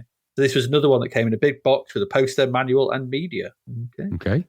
This was coded by David Long. Okay. There's no mention of who did the visuals. I'm guessing he did those 2, perhaps. It was the only thing he did on the machine. And the music here is by Japmaster, or Julian Potts. Okay. We've seen him before. He did Bomb Fusion. Remember that? That was good music, that was. Top Cat and Yogi's Great Escape. I do remember that. I couldn't find any trace of this when looking for the C64 version. I could find the Amiga version, but not this. So I got the story for this from the Amiga release, and it goes a bit like this. Oh, God. The time, many years ago, the time of magic and bewitchment, the time of legends. Ooh. The story, a joining wedding ceremony is about to take place in the village of Mogroth. Kai and his sweetheart, Medb, M-E-D-B, are about to be pronounced one. They're about to be pronounced one by the village's high druid when Medb is kidnapped by the demon of the cohorts of Slough-Feg and taken to the far-off caves of dreams, Slough-Feg's lair. Kai swore no matter what, he would find Medb and free her from the evil Feg. Upon hearing his oath, Feg placed an enchantment on Kai, changing him into a creature, the likes of which had never been seen by man or beast, an alien with the spirit of a hero. Okay. You now control the movements of Kai on his quest to reach Medb and free her. The journey is not without its perils. Feg lets loose his demons in an effort to stop you, and there are many traps along the route, including rockfalls, volcanic fireballs, and acid drops, which I think is what someone took when they wrote this. Absolutely. Supposedly those names rip off Slania, Slane. Right, okay.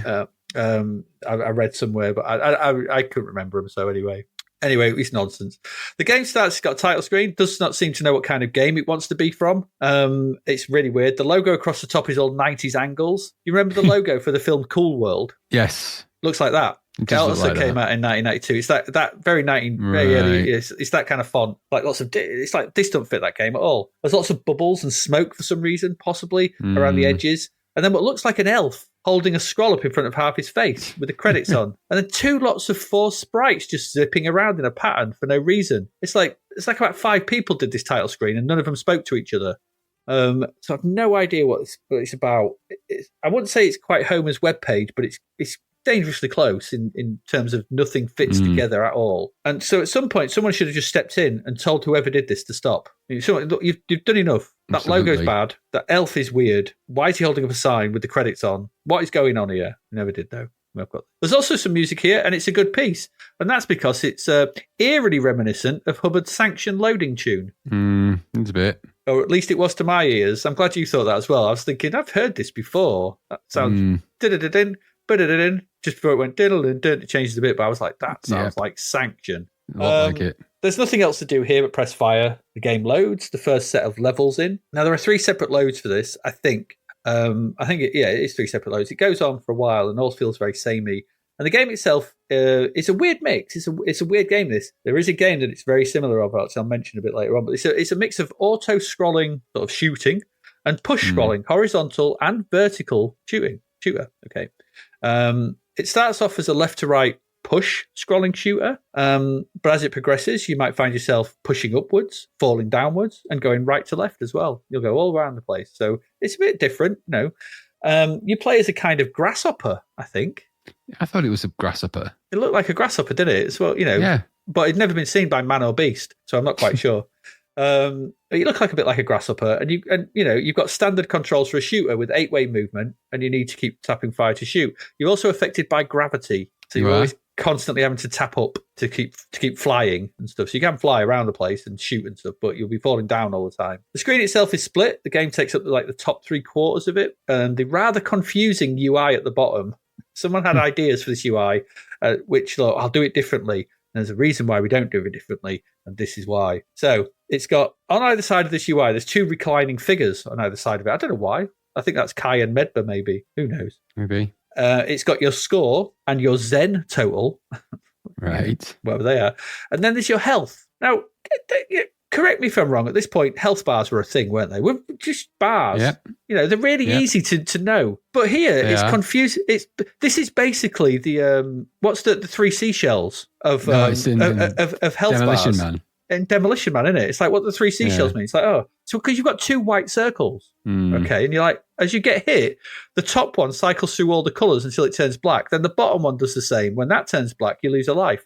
Who thought that? It was a good idea. Yeah. Put a bar in. God's sake. Stupid. Yeah, it's very stupid. Below that is the number of lives as well. I think you start off with, you've got your current one, and I think you've got 3 others. You've got 4 lives. So below all this, there's a range of power-ups going from left to right. We have speed up, rapid fire, triple horizontal shot, triple wide shot, so diagonals, up, down, diagonals, and forward. There's a smart bomb and there's a shield. Okay, so very much we're riffing on Gradius, Nemesis, Salamander territory here, sort of things. Very much like that. As you make your way through the game, you'll get, it's a shooter, so you're beset by various enemies, both airborne and on the floor. You're shooting these. Sometimes they drop a coin marked with a P. They don't hang around very long, so collect them quickly. If you collect this, the first power-up will start flashing, like I said, Gradius style. It's that. Yep. It's basically that. Collect another, the next one will, and so on and so forth. When the one that you want to activate is flashing, you hold down the fire button for a second or so, and that chooses it. Okay, so, that's all right. Okay. You don't have to press space or anything. Or control the joystick. That's all right. There's an issue here, though, I found, because sometimes I was hitting the fire button to shoot rapidly. It was kind of not picking up the fact that I wasn't holding it, and sometimes it would automatically pick the first one. I'm like, I didn't hold it, so that was a problem. So I just kept getting all the speed ups, and then I kept getting all the rapid fire after that. And it's a further pain this, because if you want to get the triple shot of either variety, if you get either, so if you save it, if you manage to sort of avoid sort of selecting the rapid fire, if you do by accident select the rapid fire again, you lose your triple shot, even though your rapid fire is up to full, and that's a pain in the ass. So that's a bit of a problem. As you make your way through the levels, you find yourself pitted against various bosses that must be shot copious amounts of times. These bosses are proper bullet sponges. They just last forever. And you've got to kill them in order to progress. And they sort of stop progress, and some of them there's different kinds of bosses. So, it is what it is. And at the end of each load, there's a giant boss to take on, sort of a screen filling. The screen just cuts and you're kind of taking on this boss. And then you kill that, loads in the next series of levels. The first one's like this big, looks like a big slug caterpillar type creature. There's a second one. What was that? It was some big, it's a big guy you have to shoot. And then the third one's this sort of big dragony type thing attached to a wall or something. So there's three main end bosses that you get through. Points are obvious. You get points for shooting stuff, but the Zen, that's the currency of the game. And when you shoot certain objects as well, they might drop some coins and you can collect them. They give you the Zen. And then there are certain shops that are dotted along the way, and you can go into them by holding down the fire button when you're in front of the door. And within them, you can buy health, extra lives, and auto-firing missile type things. I think so. But it always seemed to go like it wouldn't let me buy them. I don't know, but then I did buy them. I don't know whether there was some bug or something in this. If you make it to the third set of levels, so after the second the second big boss, you'll come across druids trapped in cages for some reason. You've got to shoot the bars out and then fly in to rescue them. It's really tight to get in, which is dead annoying. You rescue them for points. And if you finally kill the end boss, then you get a small animation of Kai and Medbu reunited as grasshoppers. When did he turn Medbu into a grasshopper? We may never know. No, before you get a message that says game completed with your score, and you have to reset the machine because you can't get back to the title screen at this point. And also, if you are... You say, sorry? That's stupid. Oh, stupid. Yeah, stupid. And also, if you're fully killed, so if you lose all your lives in any particular load, you'll start again in that load. This game doesn't have the ability to load the first level or the title screen back in. You just God's sake. Stuck where you are at that point. Okay, fair enough. So okay, I think it looks quite nice. It moves at a decent pace. Controls are a bit finicky. It looks the same all the way through, though, which is a bit of a problem. It never changes its style. It's very organic. Lots of use of greens and yellows and browns. So it's got an organic feel to it. We don't see that in many shooters, not to this degree. And I guess it does look a bit different, and I'll give it that. And your sprite and the various enemies and environmental hazards, they're well drawn and animated at times. There's some nice bits, and there's a lot going on screen at certain points. The bosses, they're really big at times. There's some nice touches to them. Like there's one that kind of hops forward and back, and there's like some nice bit of screen shake and stuff, which you don't normally see a lot of that. They're jumping around. It's a good touch. But the explosions when you kill them are a bit on the disappointing side. You get like three little sprites go, puh, puh, puh, and you're like, it's like, it's a bit dull. True. But they are well drawn though, and there's a nice variety of them. There's like one that's like a sort of this winged creature. There's the big jumping ones. There's ones there's big sort of guys that walk about and things like that. I've not got a problem with the visuals. I think the visuals in this are fine. The issue with this game, there's no music in level though. It's all sound effects. But main issue with this game is too hard. And as we saw with Demon Blue, It's too tight to navigate. There's not enough space on screen. Space is small in this, and the volume of enemies coming from everywhere makes it really hard to progress in any meaningful way. It's just too hard. And it's confusing at times, despite the variety in scrolling directions, because at a certain point, because it all looks the same, albeit nice backdrops and the like, there are certain parts in it where you've got to just scroll upwards, but it's a black screen, and the backdrop stars don't move, so you're just kind of moving upwards until you can find some more scenery to sort of tell you where you're going the right way.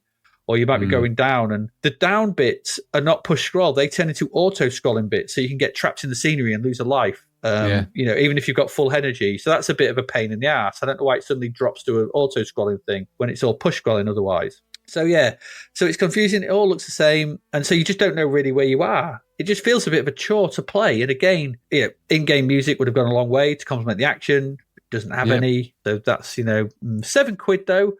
There's a lot of blasting action here. If you could put up with it, some of the rough edges, you might find some fun in the way the game progresses and the variety in the bosses. I played, because it's so hard, I chucked cheats on, so I wanted to see more instances, because I could get to the second mini level bit. I think there's like 3 levels at each main level.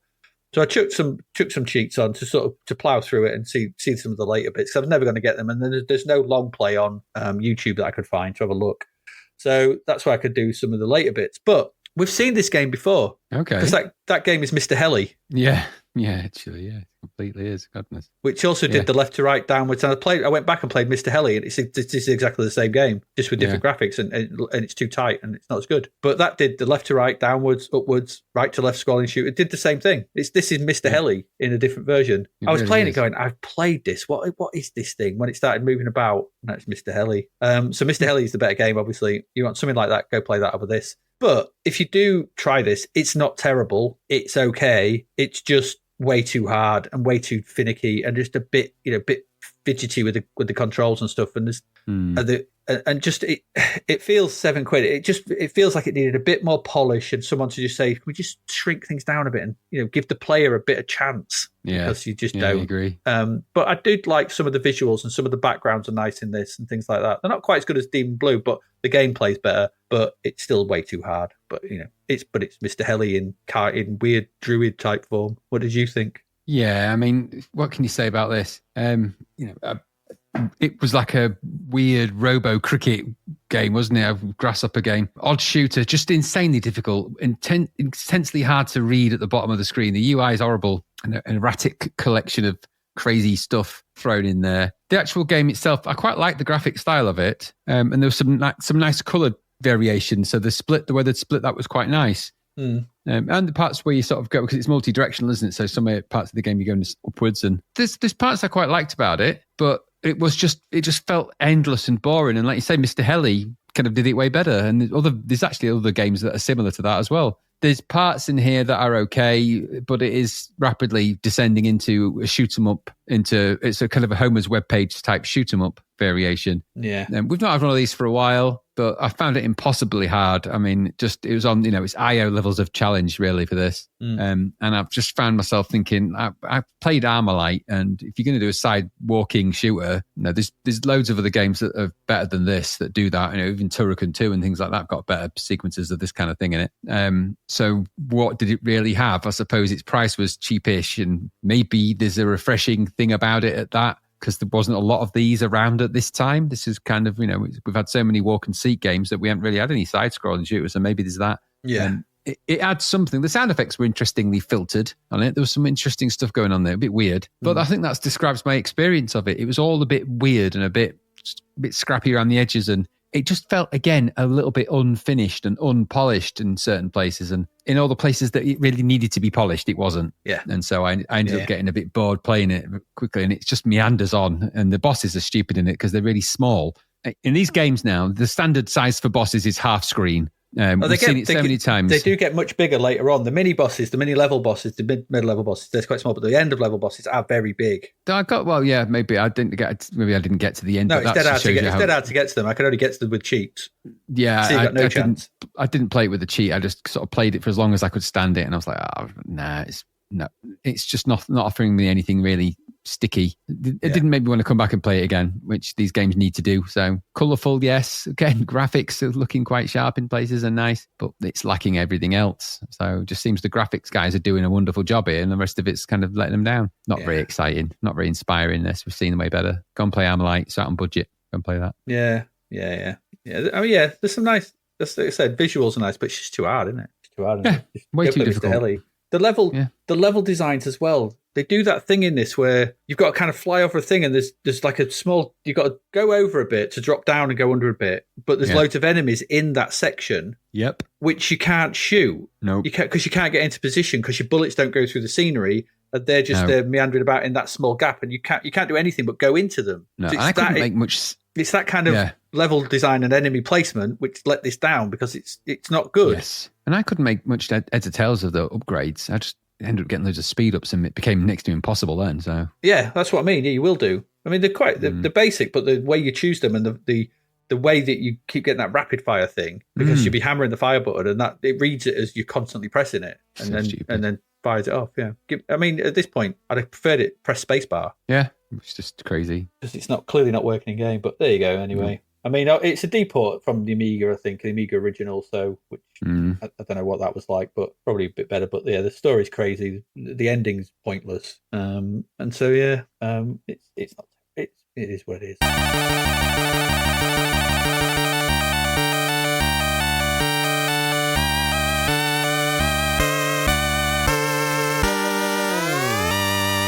There we go. That's it for this week. It's not a great week. Not really. What did we look at? We looked at Budokan, the martial something or other, martial spirit, which was okay if you like slow, kind of a bit meandering beat 'em up. Fighting games, I suppose. Demon Blue, which was just frustratingly annoying. Jimmy's Soccer Manager, which was god awful. Flippit, which was a bit pointless. An Alien World, which was a bit hard and done better. Yeah, bit crap. Yeah. Not a great week. Not a great week at all. But hopefully maybe next week, Graham, might be better. Yeah, still good. Well, next week, obviously end of April, so another 5 games. We're looking at Indie Heat. Right, okay. Is that like a super sprint type thing? It's a racing game, yeah, by the sound of it. Yeah. Q10 Tank Buster. Okay. Could be anything. We've got Famous 5, something or other. Why? 5 on a Treasure Island. Then we've got the Precious Moon Talk. Precious Moon Talk. And finally Zoomerang. Who knows? Okay. Who knows? That's for next week, though. As we plod along to get towards the end, if you want to help us out and support us, you can do that. We have a Patreon. It's patreon.com/zapttothepast. You can go there and chip in and join in the fun discussions and the high scores and things like that, and the weekly challenges on our Discord. You get the episodes early and ad-free. You do. We've got the Christmas thing coming up. I'm sure we'll be putting out some calls to our Patreons for contributions to the Christmas episode, where we do the end of year stuff. And we've got double. I mean, we'll have double, won't we? We'll have the bread bin awards, and then we'll have the bread bin of bread bins. Well, the double bread bins, yeah. So I'm sure we'll have contributions from our patrons for that. So if you want to get involved in all of those things, patreon.com/zapttothepast. Head over there. I have a Ko-fi, co-5/zapttothepast if you wish to contribute there. Or just get in contact, and just have a chat via social media. It's all good. I'll try and reply when I can. I don't always have, massive amounts of time, but I do try and check the social medias after I've done a post upon them. Yeah. And sort of, respond. Best you can. So yeah, best I can. I think that's about it. I think. Have we got anything else you want to add, Graham? Is there anything you want to say? No, nothing from me this time. I think I've had enough of these games. So I need to have I need a good one. I need a good one to play soon. Yeah. It's starting to wear me down. Yeah, it's getting a bit wearing. It's also just, it's getting, we knew it was going to be as you get towards the end of the magazine. We knew that the quality was going to dip, but we have to power through. We have to plow on. That's it. Plow on, power through and get through it. And get through it we will. So I think on that note, we will leave you.